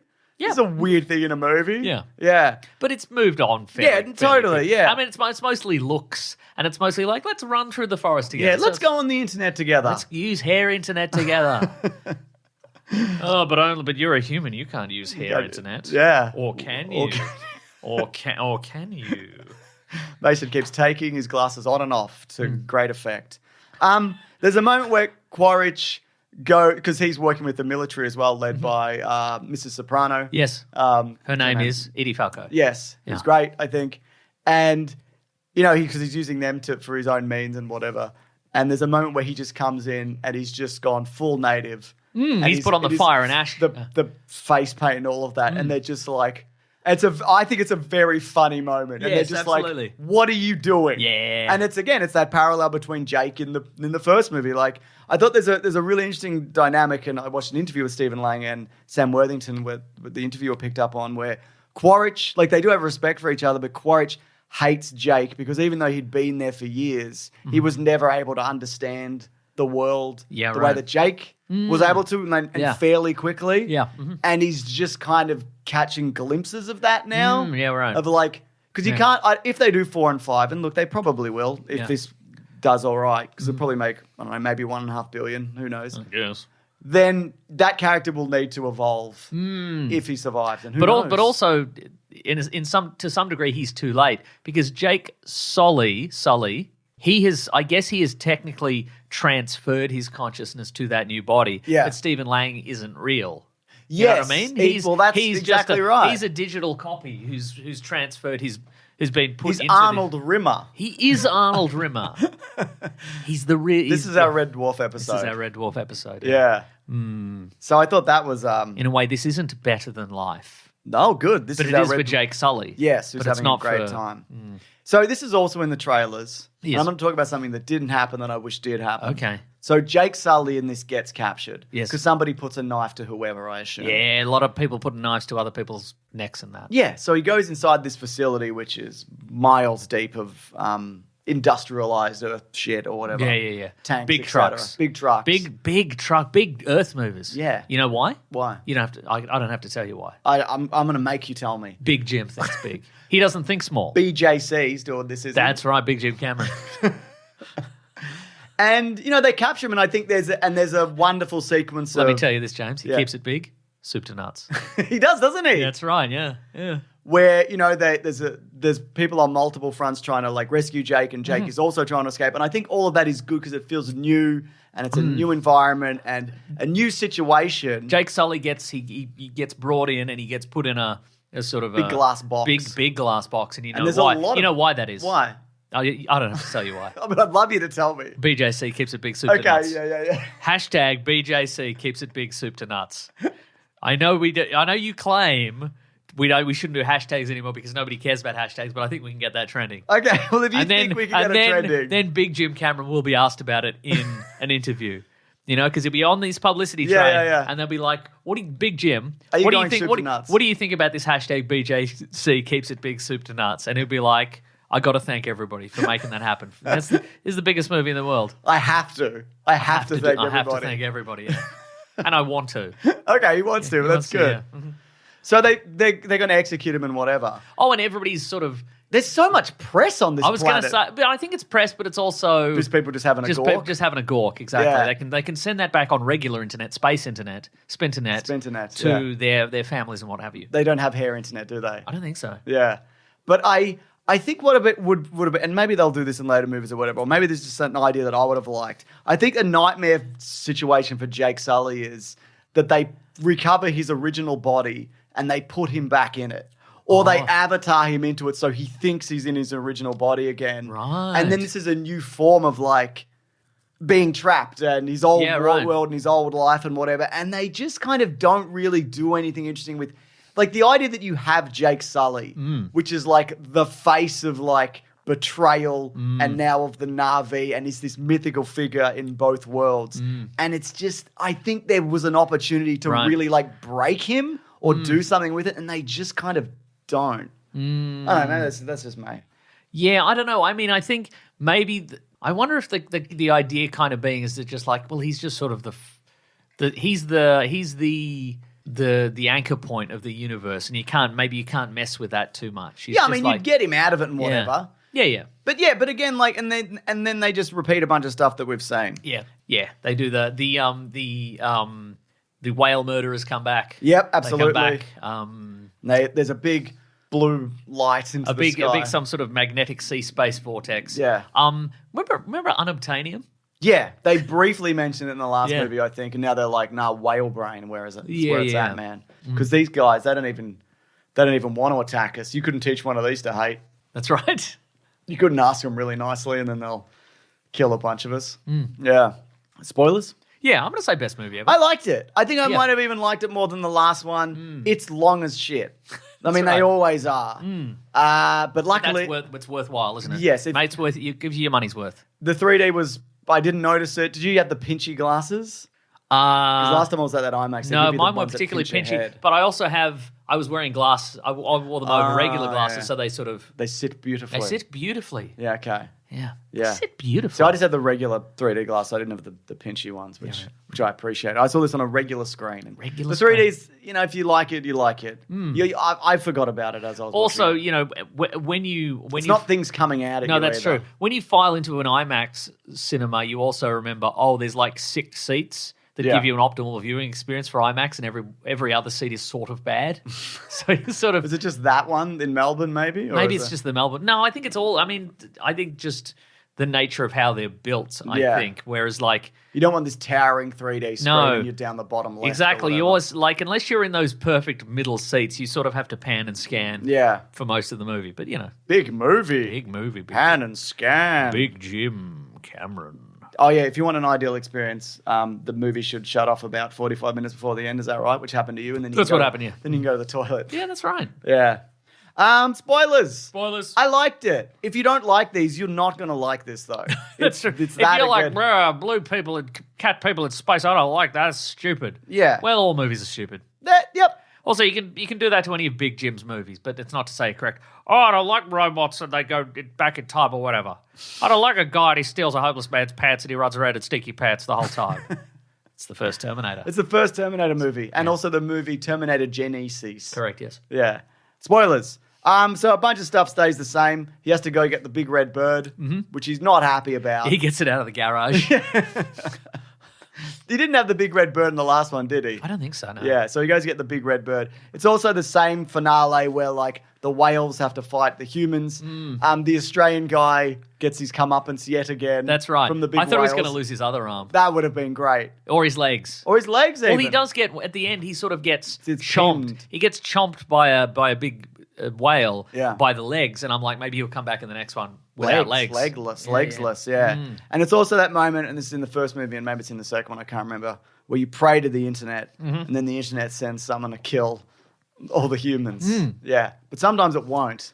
That's true. But if you hold hands with your friends and just fucking barrel on through, the internet's like, that's all right. That's all right then. You got in. Brute force attack. The internet's also a big face with It is a human big face. eyebrows. I assume that's just either that character, Grace, Sigourney Weaver's character, Sure. maybe. Her name in the movie is Sigourney Weaver's character. Okay, Sigourney Weaver's character. That's Sigourney Weaver's second character. Yeah, like she's got some kind of physical manifestation. Like she is linked to that so hard that she's a reflection of it. Or it just reflects you. Because the face didn't look really that much like a cat person. No, but it did have eyebrows. And the only people with eyebrows in this are the clones or the children of. No one else has eyebrows in this movie. Because Jake and his kids have 5 fingers. That's right. Yeah. And what do you say For about a that? 5-finger discount. You know what I'm talking about? Yeah. I also didn't really, so at the end also when they revisit the internet, and this does happen at the start, just everyone who's ever dead is just in there. And I think it does, and I guess it's similar to Black Panther, but that's only the Kings, I guess, or whatever, I don't know. Where, you can just visit people who die, so who cares? Yeah. It doesn't matter if you die. Yeah, death is not really an issue. Maybe sometimes you can't, though, because your internet isn't working. But I enjoyed the fact that right at the end they were like, we're in the afterlife and here's all the people and there's just Sigourney Weaver in her regular clothes. She's just, "Hello, I'm regular here too." Sigourney Weaver. She's like, oh yeah, I'm here. I like I'm it here. also, yeah.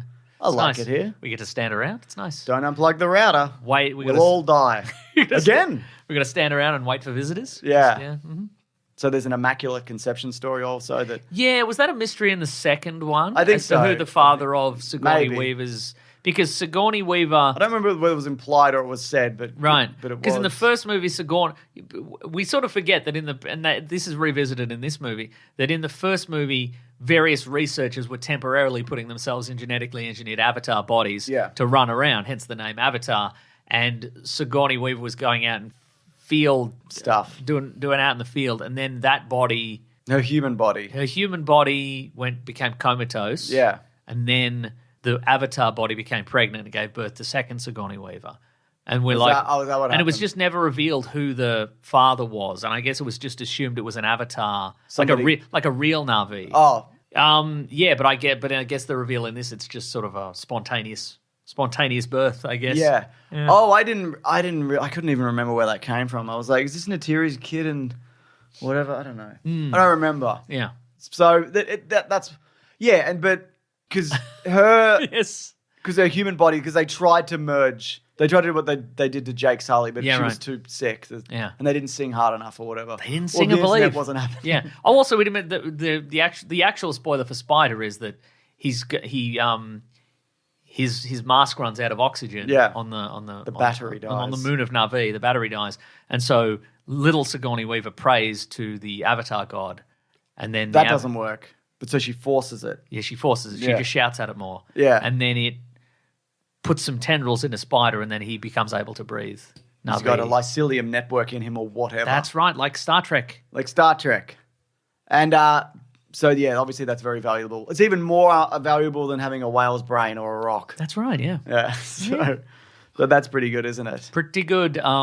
What else? And this is what I think is the biggest upset of this movie is Jake Sully doesn't die. Yeah, I thought he was going to die. You were convinced. I was convinced. Yeah. Because I'd also heard that I can't remember, I think Sigourney Weaver said she's narrating the next two. Right. But then again, maybe she isn't, and they'll change that. Also, there were a bunch of interviews with Big Jim Cameron. BJC. And why wouldn't there be? And other people involved, and they were like, "This has the most heartbreaking ending you'll ever imagine." You know what I mean? You can't even imagine this.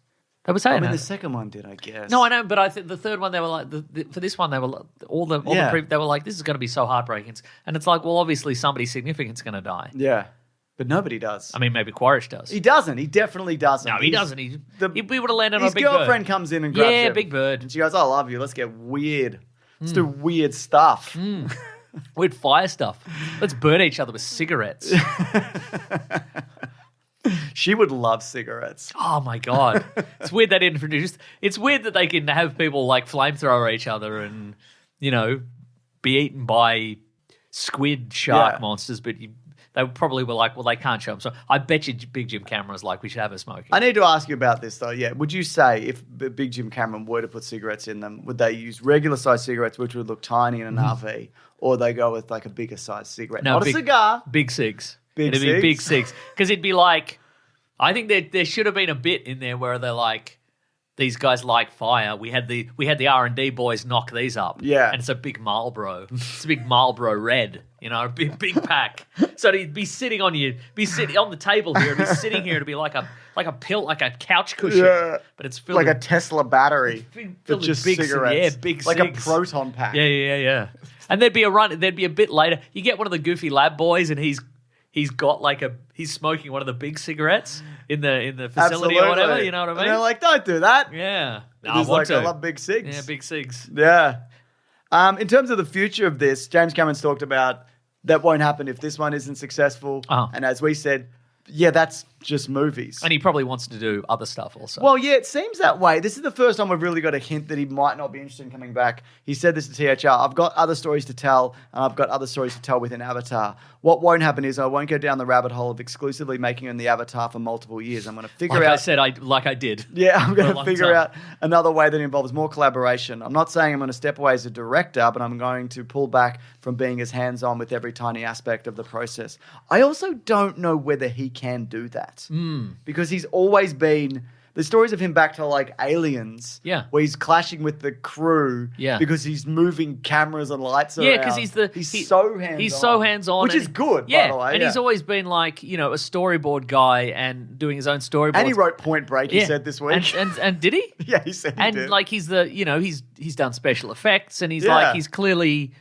He wants to have a direct hand in all this sort of stuff. So the idea that he might maybe he'll say he's going to step back, and then later stories they'll be like, yeah, and he just kept kicking the door. He wouldn't leave. Also, I had a thought this week, this is unrelated, but somewhat related. Quentin Tarantino's always been like, I'm only going to do 10 movies, blah, blah, blah. And he's really sticking to that, even though obviously he wants to do more. Something's happening with him, something's happening with him. I wonder if it's like, how we've seen a bunch of stories recently about how these old school filmmakers, and I'm going to count Quentin Tarantino as an old school filmmaker at this point. They just can't get funding for stuff now. Like it's like John Waters or whoever, or even bigger name guys. Sometimes a Marty Scorsese. Somebody in Marty Scorsese's like, I want to do this, but I don't have the money for it. Or Francis Ford Coppola, who's like, had to. Yeah, but they were right about that. Yeah, they were right about that exactly. But like, I wonder if Tarantino's sticking to this thing of like, I'm only going to make 10 movies because he's sort of feeling that pinch of like, maybe he's all these guys are reaching the point where they go to a studio to want to make something and they just like, we can't give them money for it. Because then he can just be like, well, I didn't want to make any more movies anyway. I'm done, actually. Maybe. If he makes the 10th one and then he's like, done, doesn't matter if they're never going to give him any more money ever again. That's true. Yeah. That's interesting. And he's an interesting guy with interesting ideas. Interesting opinions. And let's list them all now. Actually, before we do that, let's talk about some reviews that people have written in for us. Go on. Some Jaron who says, I love it. I've been a huge fan of these movies, and I think this one took into a new direction. That being said, we saw a lot of... new direction? Yeah, that's right. We didn't see any of that. I saw I'm some glad. of it. There was that... That being said, we saw a lot of familiar beats too, but the darker tone definitely kept it moving. I was invested in the characters and the slow unraveling of the family. Best movie ever. Thomas says, just watched it. In a word, slog. Slog. I'm always going to watch these because I like the Big lore. slog. Big slog. You hate this. It's like that horse that drowned in Never-Ending Story. Big slog. Big slog. I'll miss you, Big Slog. That was the name of the horse, right? It was called Big Slog. Oh, well, I'll always love you, Big Slog. Let me go. I like this. This is good. This is what gets me off. I'm Big Slog the horse. It's a weird movie, man. Yeah. I'll be the first to admit it and lie about things in it. I've always got to watch these because I like the lore, but God, it was long. Dylan says, I think this might be my favorite of the series. It was definitely the darkest and bleakest of the three too. My friends and I cried multiple times. I wasn't fully feeling it for the first half, an hour or so, but it really clicks into place and it's just pretty epic. Tyson says, very much just a movie for me. I got to see the Project Hail Mary trailer though. Very excited for that. Did you see that? No. The one that spoils everything? No, didn't see it. Right. Didn't see nothing. No trailers, no nothing. Andy says, I can't wait for Avatar. The same plot, but different element that will make it different from all the other avatars. And Jake Sully fights Quaritch again. I think it'll be called For the Four to Four. Okay, 3 4s. 3 4s instead of the A's. Yeah. Lewis says 4. Sorry, It'll be 4. 4 4s The instead four of the 4. to four. 4 brides for 4 whatever that you said. Thank you. Yes. Lewis says, last review, I don't like the first two much, but this one felt like big dumb fun. A cool sequence would happen, then a hilarious scene would happen after completely by accident. I don't know. Most fun I've had in a movie in ages. I hate Spider though. Then Jake Sully's son is a complete You should put some damn clothes on. Put some clothes on, mate. And Jake Sully's son is a complete idiot who never really learns a lesson. That's true. He's just like, I'm going to do this. And I hope then- Spider has some sunscreen.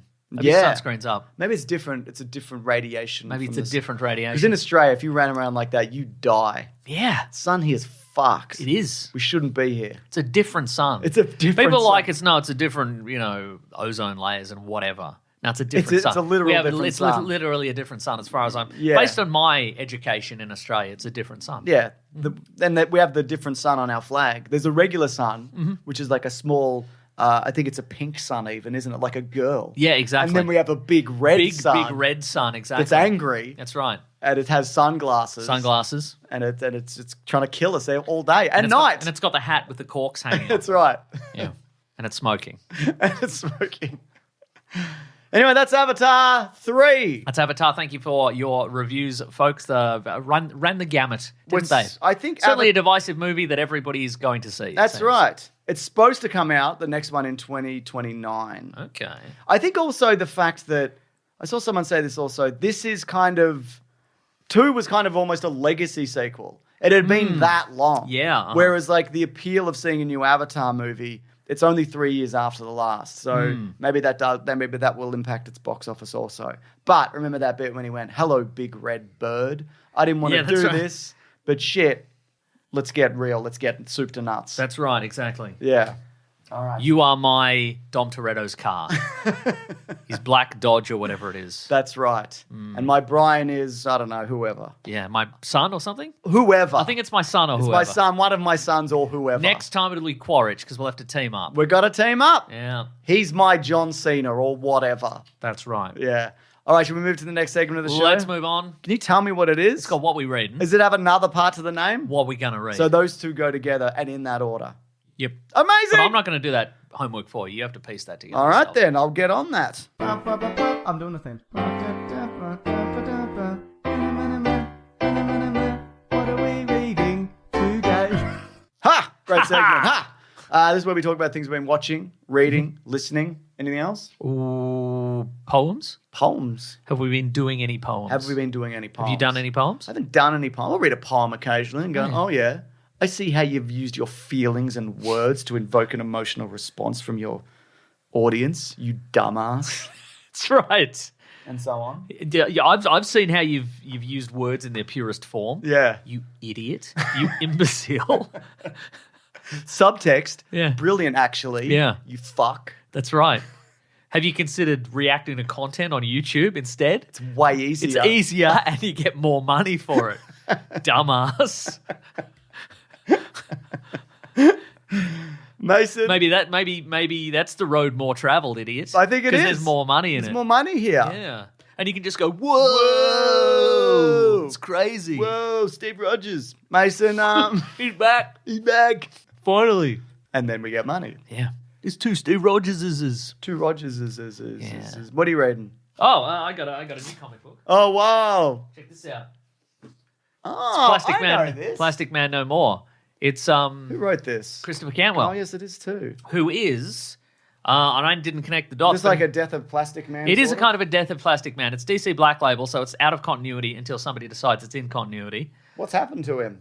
He gets He's breaking down. He's breaking down. He's in a battle.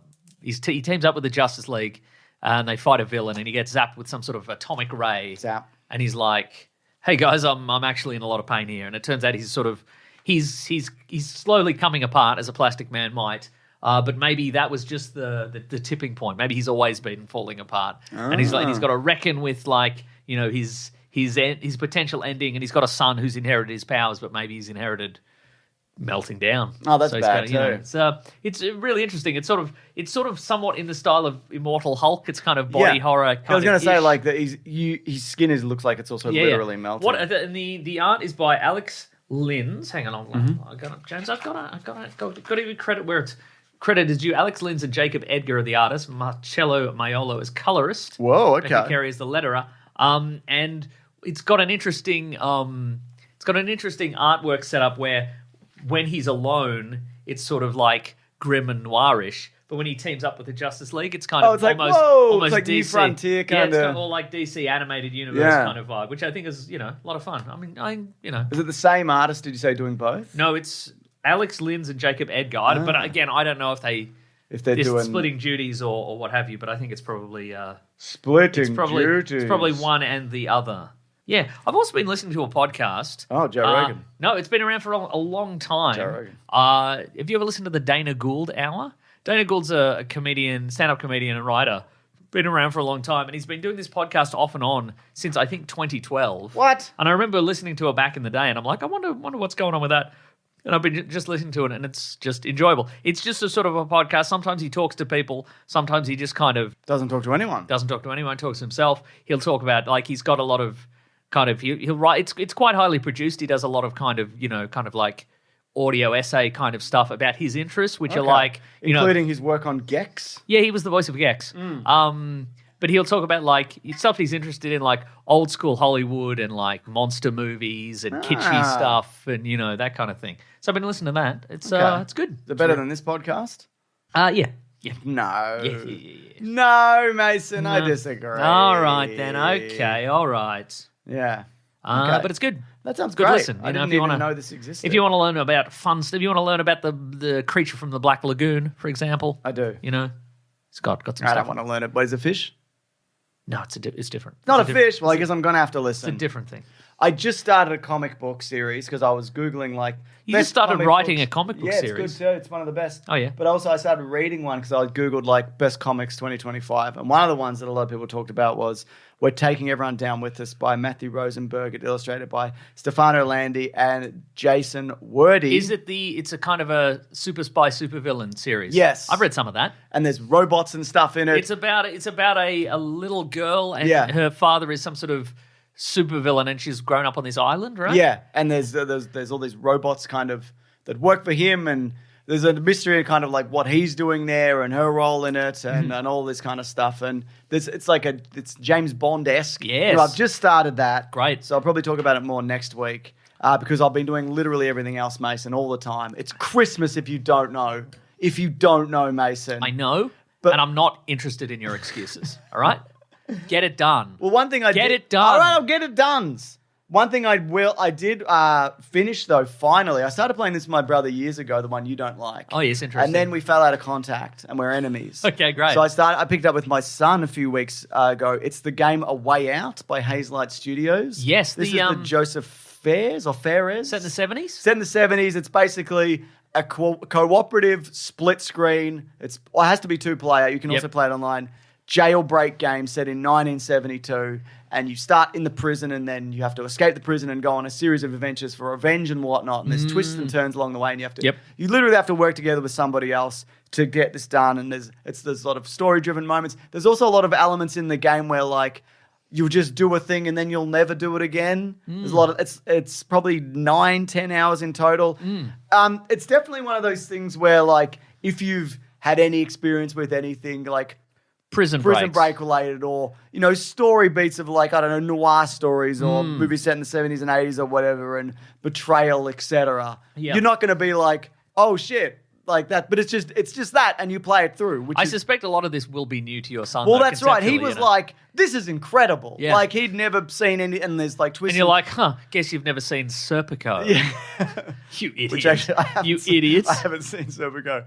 But it was great. He loved it. And then the next day he was like, I'm still thinking about that game. And I'm like, did you finish it? I stopped. Yeah, we finished it. Oh, nice. And there's like multiple endings. There's 2 endings you can go back and do. But it was just a really cool experience as well to sit down with him. And look, if I'm being realistic, Mason, yes. It's probably, I guess like content-wise, it's probably a little too old for him. There is a lot of shooting people. There's shooting. I mean, he plays games. Yeah. But they're like real people, and they're like real people, like from the 70s. And they're like, I'm from the 70s. Oh my god, this is like shooting your grandparents.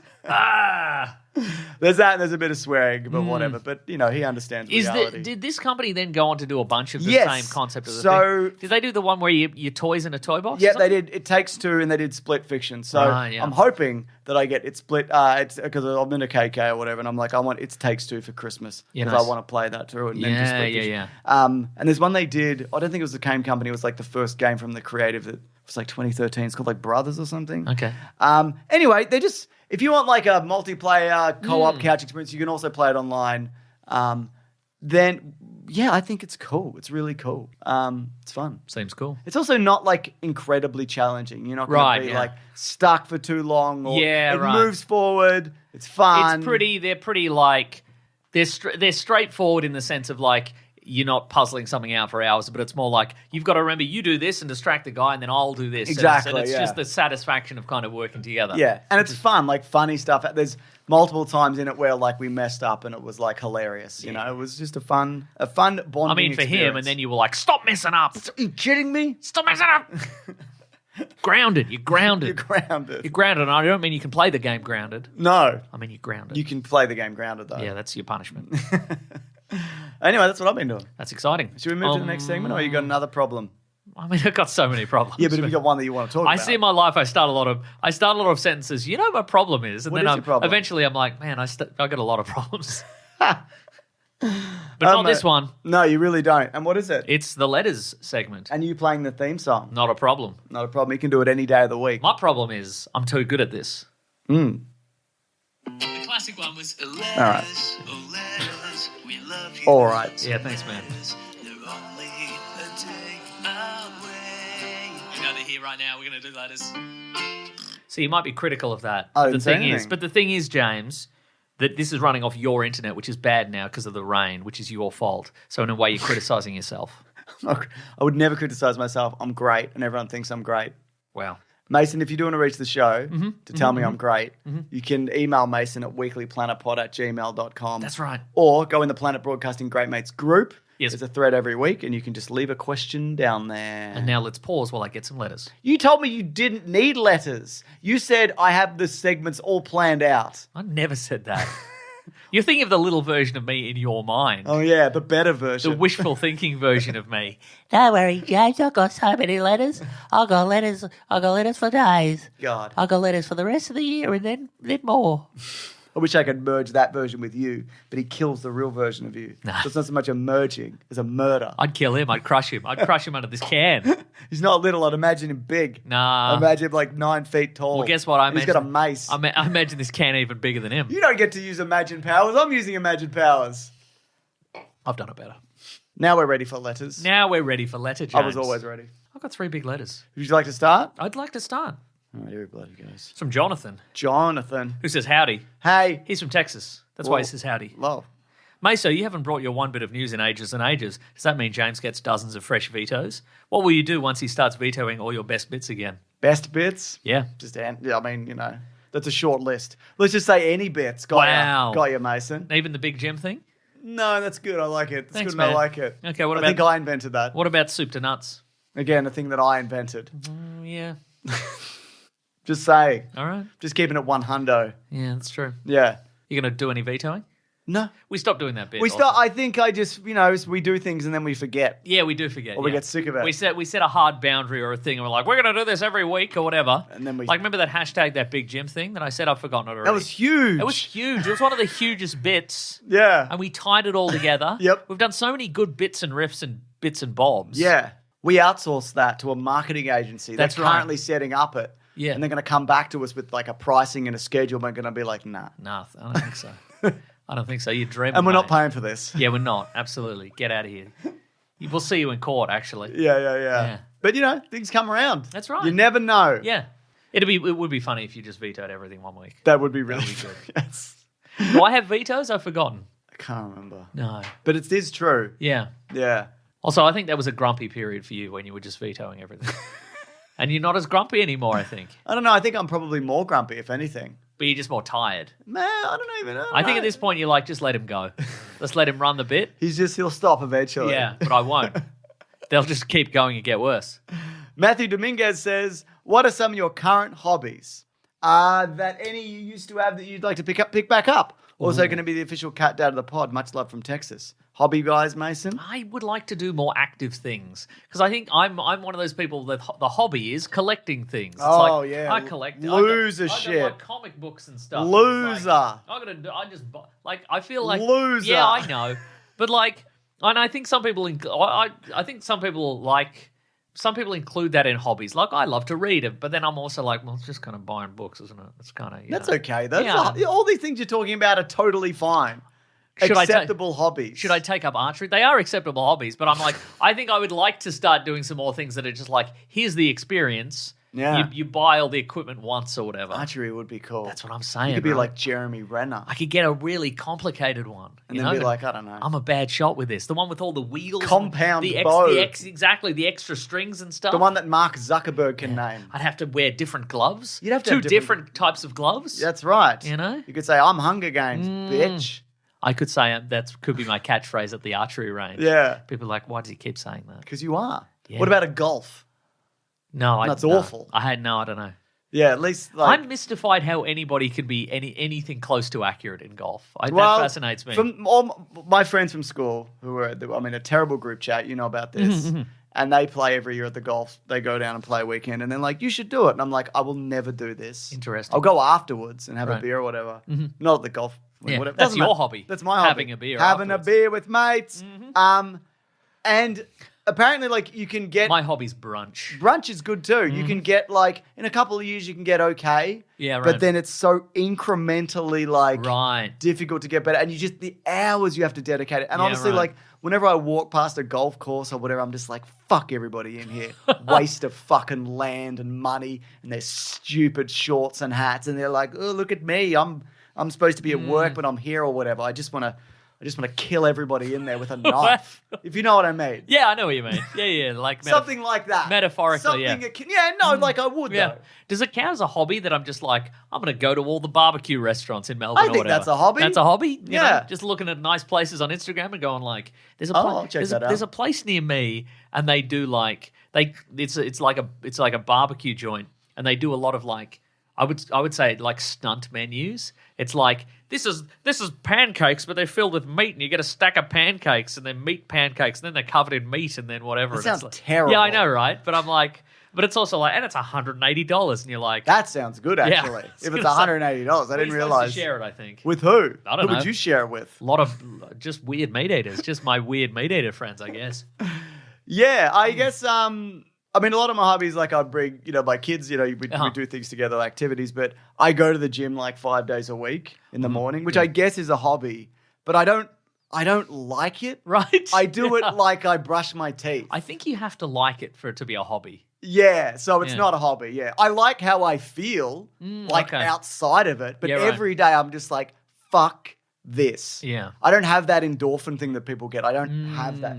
But I would say cooking. Like I try to like, I'll try and hone in on a thing. And I'm like, all right. Like the other night, I'm just like, I want to try and make a really good, sausages with mash and like a onion gravy. A real bangers and mash. Yeah, Classic but like bangers and mash. do it properly and whatever, and like really yeah. take the time and slow cook as much as you can. So like, Because like that's probably a hobby of mine. Because you can do like a basic one and that's fine. But Yeah. I I can really do that make in it. like no time. Yeah, Are you like, I'm going to plate it real nice? yeah, played it nice, and also like with my kids getting older, you can kind of there's more things that they will try. Yeah. Whereas it's just not just like fish fingers and fucking Nuggets. whatever, which it sometimes still is. Yeah, But yeah. so I would say that.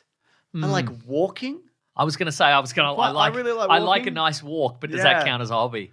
That's a thing to do. I know I do. Maybe I do like walking a lot. Is sightseeing a hobby? Yeah. Yeah, nice. I like a bit of travel. I'm doing some travel next year. We might be doing some travel next year, Mason. Well, we are doing some To the travel York. next year. I finally committed to it. Yeah. Oh, we can tell people that. I guess we're going to do a short UK tour with us. Don't sound so enthusiastic, James. Well, I don't want to do it. Yeah. You Right. made me do it. You No, it's the made me opposite. do it. I haven't been on a plane in like 10 years. And the last time I made you do that one as well. I know. You're going to have a great time, maybe. I got to get a new passport. Yeah, you probably should for that. That'll be like September-ish. It's September, yeah. People are interested. Some of it's London, but other places. We're still Wake figuring me it out. up when September ends, am I right? No, you'll have to be No, I'm going to be asleep awake the whole during time. September No. for the live I'm shows going we're to be doing. asleep the whole time. You have to drag me in and out. Yeah, but I'm doing some travel like for, I guess, before that for fun and whatever. Yeah, fun. I'm doing that. I like gigs. I might do some practice plane flights. Sure, yeah. Yeah. I'll, like in a boat to be like, what's this feel like? Then you work your way up, Yeah, nice. Okay. right? Yeah. And then I'm like, wait, I'm on the space shuttle. I've gone too far. You went too far. I got too far, We went man. past it, Mason. Yeah. Gigs. I go to a gig, whatever, either comedy or music. Oh or yeah, whatever. obviously, I like. Yeah, that's a hobby. I like a live experience. You know, that's good. Going for a coffee, is that a hobby? No. Do you want to catch up? It's good for a though. I coffee? mean, it's my primary getting out of the house. Absolutely. Habit is going to get a coffee. So I suppose that's Since it. I got a coffee machine, Yep. I'm definitely doing less of that. But I'm running into less people, which I'm also enjoying. That's so true, isn't it? Yeah, it's a real fine line for me of like, I want to see everybody, and then I'm like, I never want to see anybody again, and that's just my life, nice. just constantly. That's the dichotomy of man, isn't it? It certainly is. Anyway, those are all our hobbies, Yeah, Matthew. yeah. I don't collect watches, but everybody knows that. Yeah. Everybody knows that.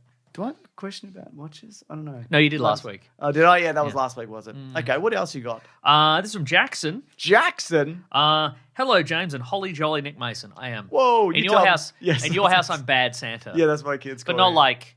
Not like Billy Bob Thornton. Not like Billy Bob Thornton, Bad Santa. Yeah. I just show up and give people bad presents like old umbrellas. Yeah, and you barely empty try. coffee cups, and I don't try. Yeah.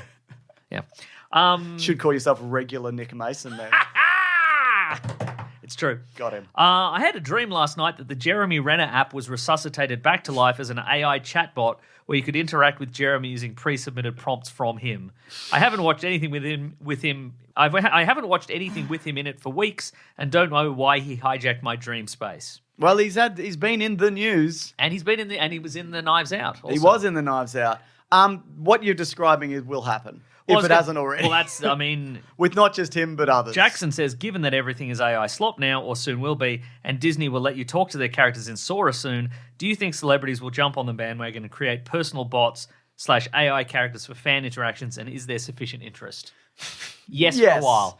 Yeah, I know. Which celebrities are like, you can chat to me on as an AI version? I'm sure that's happened. Stanley. Maybe. We did say that. Stanley but no, trapped in that booth. it was an app thing. Was it like a Mr. Beast did it, or maybe a Taylor Mr. Swift Bean as well? did it. Maybe Mr. Bean did it. Went, oh. You can talk to Mr. Bean or you can talk to Rowan Atkinson. And he goes, oh. He goes, oh, yeah. I know Hugh Laurie. Oh. 100%. I don't want to talk to AI anything. I know people who like in relationships where like they'll ask ChatGPT. Yeah, well, one partner. I heard a story of like someone said, I fucking laugh my ass over this.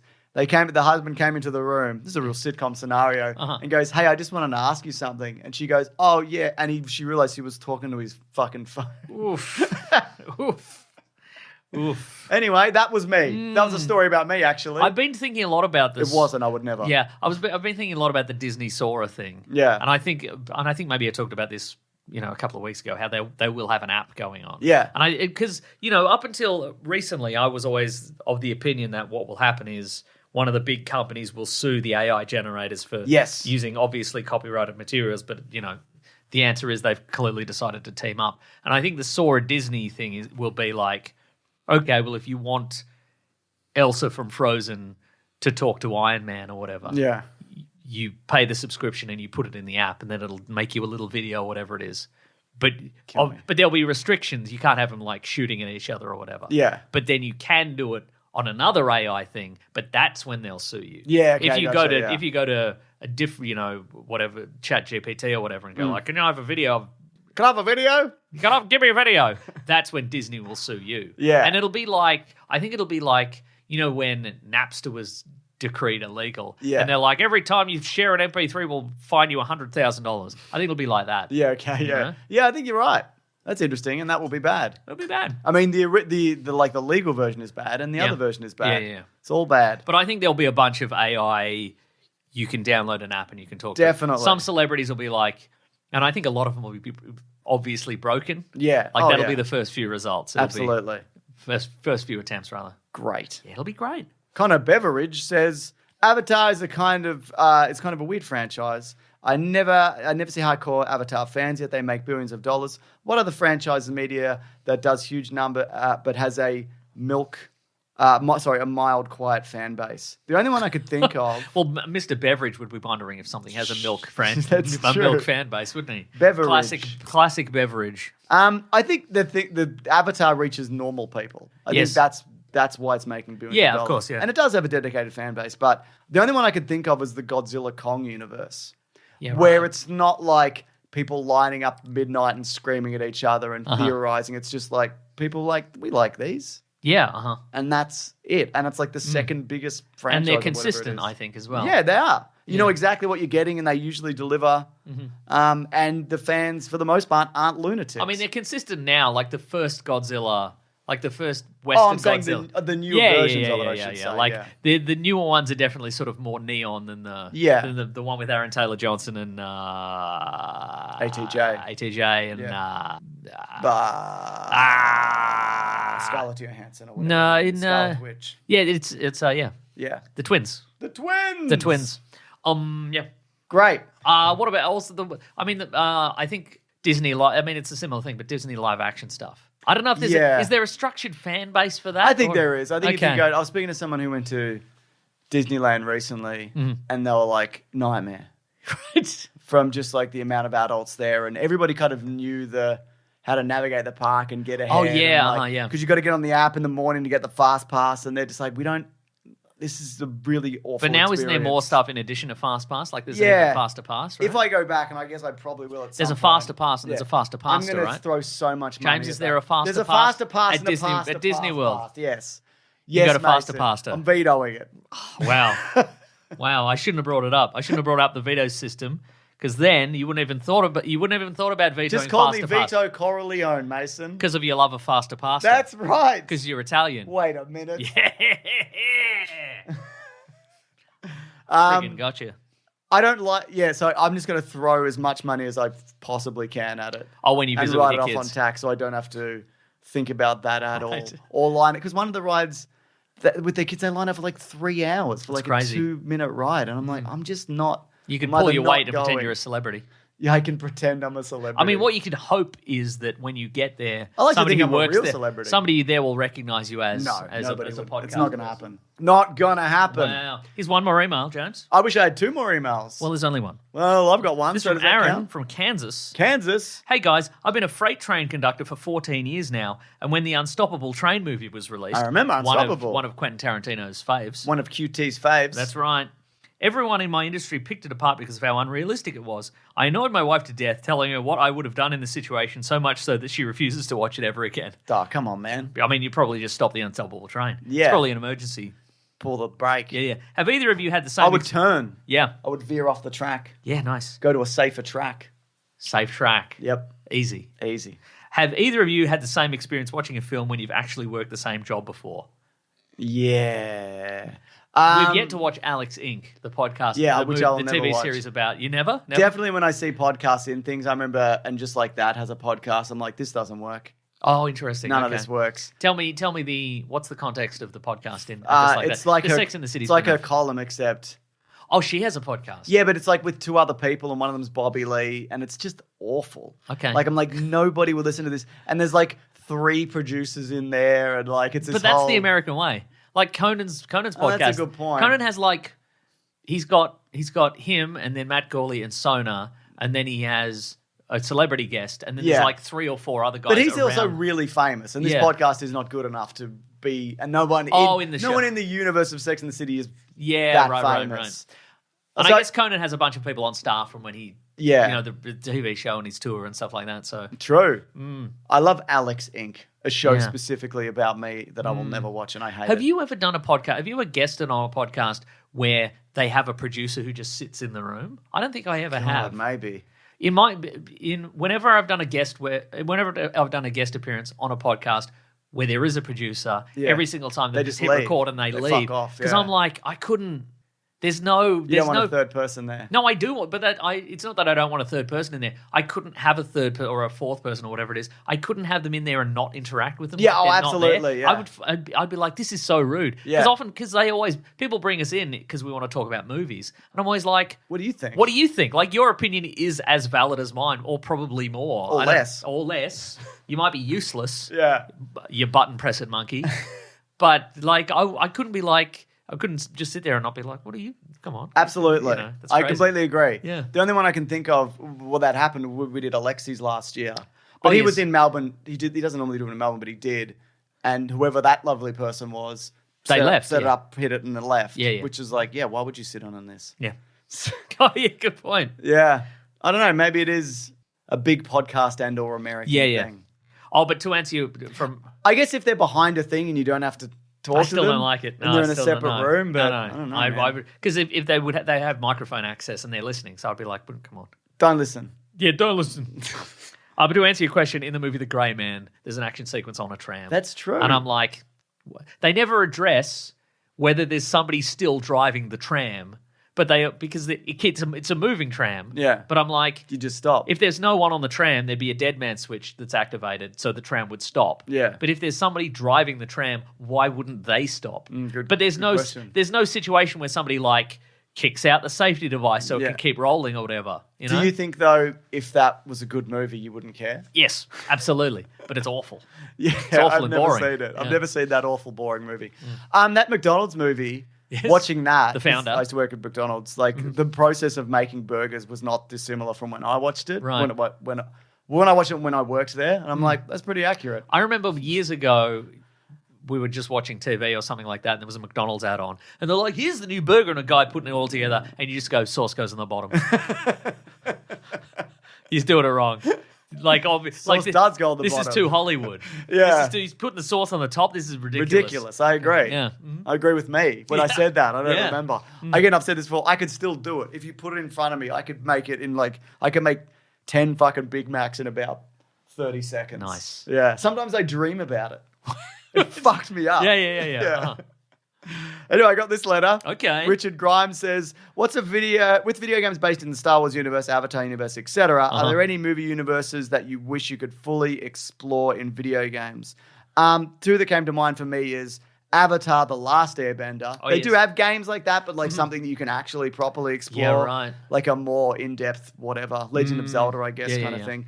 Or The Matrix again. Oh, yeah, I'd nice. love a proper Matrix game. It doesn't have to be open world, but something interesting and involved with all the combat, and you're in and out of different whatevers. Design your own character, different types of trench Yeah, man. coats. Yeah. Kind of like Enter the Matrix, the game, but different and better. Yeah, I know there was the Matrix Online, etc. That's Yeah, not what yeah. I'm talking about.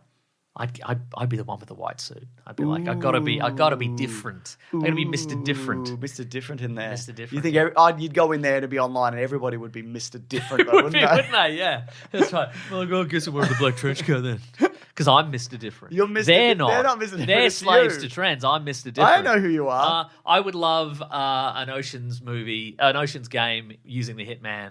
That's fun. the Hitman Not so much method. killing, but just making people shit their pants and Exactly. putting bed bugs and climbing into boxes or whatever. Exactly. Yeah.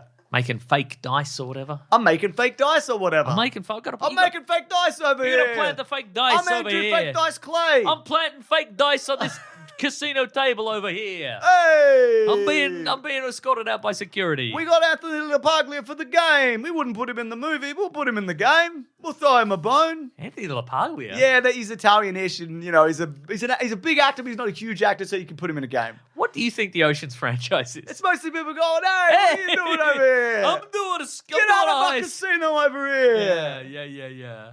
I'm that guy. I'm in The Godfather 3 over Are here. you thinking of Andy Garcia? Andy Garcia is in those movies. But Yes. no, I'm talking about Okay. Anthony LaPaglia. Okay. He's the new casino boss guy. Remember Pacino was in 3? And he Yeah. was like, I'm making big money over here. Yeah. Don't steal my big vault over here. You're all about honor, and I'm against that. I'm over here. There was a code to Las Vegas, and now I I'm shook not... Sinatra's hand over here. Exactly. Over here. Over here. Yeah. It was over here. It's over here. So a game like that. Apparently Vegas is not as good as it used to be. Vegas sucks. Interesting. I did go like 8 years ago, but no, I spoke to someone who went recently. No, they didn't mind it Because actually. it used to be like, well, you everything's free because it's being subsidized by degenerate big gamblers. Vegas. Yeah. So you get a free room, you get a free drinks, you get free food or Get a whatever. free route. But now it's just like, nah, No. just Did something happen in governmental? No, I think it's just, they changed a bunch of rules for COVID lockdown, and now it's all like, it's venture capital. And Well, stuff. I didn't like it anyway. But also, I don't gamble, so it's not for me. Yeah. All right. All right. What a wonderful show over here. What a wonderful show over here. Hey, get over here. We're doing a wonderful show right now. Wrapping it up, though. We're going to wrap up on a podcast over here. Mason, wrap up the podcast. All right, and then we go to Faster Pasta? Absolutely. No. Come on, man. I do have pasta for me and my kids. Interesting. Actually, not enough for me. I'll have something else. But for me? There's not enough for you either. What if you didn't feed your kids? That's interesting. It's an interesting theory, isn't it? It's a very interesting theory. It's Is it just a theory, or is this something we can do? Now, bearing in mind, I have the money to buy my own pasta. Faster pasta or regular pasta? Either. Both. Wow. Yeah, that's right. Folks, thank you so much for listening to the podcast. What you could do, Yes. you order the regular speed pasta, Look and then at you go Mr. to the Vito faster over here. pasta. Listen, then Vito you go to the Corleone. faster- Oh, you did that already. I did. Yeah. You order your regular speeded pasta, Yes. then you go to faster pasta, Yeah. you order that, you pick it up while you're there, you go back to regular speed pasta, and you pick that up. So what you've done, you've pasta inceptioned, where you've ordered and picked up the quick pasta in between the bigger order. Oh, my God. Yeah. And then you throw it on the floor just to Over prove you here. didn't even need it. Over here. Over here. Go. Sorry, go. Folks, thank you so much for listening. We absolutely appreciate it. Thank you for telling your friends about the podcast, because that is how we get new listeners. And thank you for leaving a 5-star review on whatever app you happen to be listening from. James will find it. He scours those apps. He's always going between the apps on his little phone, looking for the little reviews. Not that little. I just don't like the giant iPhones. I think it's like have a reasonable sized phone. What are you, stupid? You know the ones that are like this big? Okay, mate. Your phone's not that. What? Okay, What? mate. What's this? Okay. You agree with All me? right. No, I do have the smallest phone. I got it on purpose. Phones are too big sometimes. Okay. How big do they think my pockets mate. are? Okay, mate. Okay. The fuck is this? I don't know. What's happening? But anyway, James will find the review Yeah. on his little phone, Regular. his little regular phone, and he'll read it out on the podcast. I'm doing it now. This one's from Hello There, How Are You in Canada. He says, the best. These blokes give me something to smile about every time I engage with their content. Wow, thank you. This is from 8-Bit Vigilante from the US, who says, from the twisted mind of little James, hilarious and inspiring, always informative and interesting. If you have a fandom, especially an anime fandom, this is the pod for you. Don't tell people that, because we don't. We don't know nothing about that. And then they'll come in thinking we're big anime because Yeah. we're dorks. But we're not dorks. We're not cool. dork. We only saw Ghost in the Shell, the Scarlett Johansson one. And we thought it was cool. We thought it was cool and good, and we're like, this is amazing. Why isn't there more of these? Right? Yeah. This is amazing original content, we said, about this. That's what the we Scarlett said. Johansson Ghost in the Shell remake. That's what we said. That's right. I don't hate it, honestly. It's fine. It's all right. Because it's based on something really interesting. That's exactly it, yeah. That's right. Folks, if you want to get into contact with the show, you go to weeklyplanetpod@gmail.com, or you can go to the Planet Broadcasting Great Mates Facebook group, or the Weekly Planet Podcast subreddit and Discord. Fun, civil chats about podcasts and all things pop culture. Thank you to Fidel and Maisie and Sarabi. They moderate those forums. They keep them clean Yes. and mean. They have not mean. Not mean. Yeah. The opposite of mean. Nice. Kick you out for no reason. I That's, don't care. that's exactly right. You think we care? They also make videos Don't. for the Weekly Planet Clips channel. They also make videos for the Weekly Planet TikTok. They probably make videos for their own personal Well, they're use. putting together currently the Caravan of Garbage compilations, which go out over January. Very nice. Very good and nice. Very good and nice. If you want to follow some people on the socials, you can first follow our friend Rob Collins. He's at Raw Collins on Twitter. He's at The Weekly Planet on Twitter. He keeps you up to date on all things The Weekly Planet. Yes. You can follow me on Twitter, Wikipedia Brown. I'm on Instagram at Nick Maso. James is Mr. Sunday Movies everywhere. If you want to support the show, you go to patreon.com/Mr. Sunday Movies. You chuck in a buck or an amount you would not miss. Or you can go to bigsandwich.co, $9 per month. Bonus podcasts, early videos, video game let's plays, movie commentaries, all sorts of stuff. We'll be taking a break January? Yes. Summer January. Most of January, I would Most say. of January. If not all. There will be bonus stuff going out. Absolutely. Over there. We're already in the midst of it. We're in the thick of We're it. in the thick of it. Yeah. Yeah. People are like, oh, wow, you're still working all the way up to New Year's. And I'm like, pretty much. And then they're like, must be hard. And I'm like, it's not that hard. Yeah, it's not a real job. It's not real. But I am also working my real job. Yeah, he's working his real job. Yeah. Also, just because I like it doesn't mean I'm not working hard. That's right. People are like, you got time? And I'm like, I've not got time to do shit I don't want to do, which is talk to you, you dog. Wow. Yeah, sorry, go You on. betrayed me. You're always talking to people who you claim betrayed you. It's true, and they have been. Wow. They're currently doing it. Damn. Yeah. Thank you to The Brute and The Basilisk and Rackham for all the musical themes. If you want a t-shirt, you go to tpublic.com. You search for The Weekly Planet or Weekly Planet posters. You'll find a novelty t-shirt. Is it too late for Christmas delivery? Yes. Yes, it is. Yes, it is. But I don't know. You could show them the email. You'd be like, I've ordered this t-shirt for you. On Christmas Day, you could be like, look on my phone. And they'll be like, who's that? And Yeah. you'll be like, no. I don't know. You don't listen to the podcast. I was hoping I'd give you this t-shirt and you'd say you can have it. You'd say, and then I'll have it. And then, yeah, it's in my size anyway. Yeah. We're doing a sort of round robin Christmas situation where Do you like this, what, Yeah. what we're doing together? And they do. they do. They're going to love it. That's right. Yeah. Next week, big time Weekly Planet Awards. It's huge. And again, it's linked below. It'll also be the final episode of the year, as mentioned. That's right. Did you mention that? I did. It's going to be the final episode of the year, as I just said for the first time anyone said Wow. that. And we're excited to wrap up the year. Maybe we'll even see Anaconda during the week, maybe. You think so? I don't know, probably not. Good. I It might have looks a bit fun. of time. It looks fun. Yeah, it looks fun. Yeah. Looks fun. Cool. All right. Looks fun. Looks fun. What's going on? I don't know. Put it on the poster. Looks fun, brackets, high-pitched squeaky voice. Yeah, that's right. Yeah. All right. Thank you so much, everybody, for listening. Grab that gem, you guys. Merry Merry Christmas. Christmas. If we're even allowed to say that anymore, I think we are. We're not allowed to. I'm going to say it anyway. I'm going to stop you. Oh, okay, Vito Corleone. That's right. I thought you'd like a bit of, not Bonapasqua, That's Easter. Yeah. Do you want to Google it? No, No, you just I'm want going to guess at it. You're going to... Okay. Bambino Gesù. Happy Bambino Gesù. That's you. Yeah, and you also. Grab that, Jamie, guys. We'll see you next week.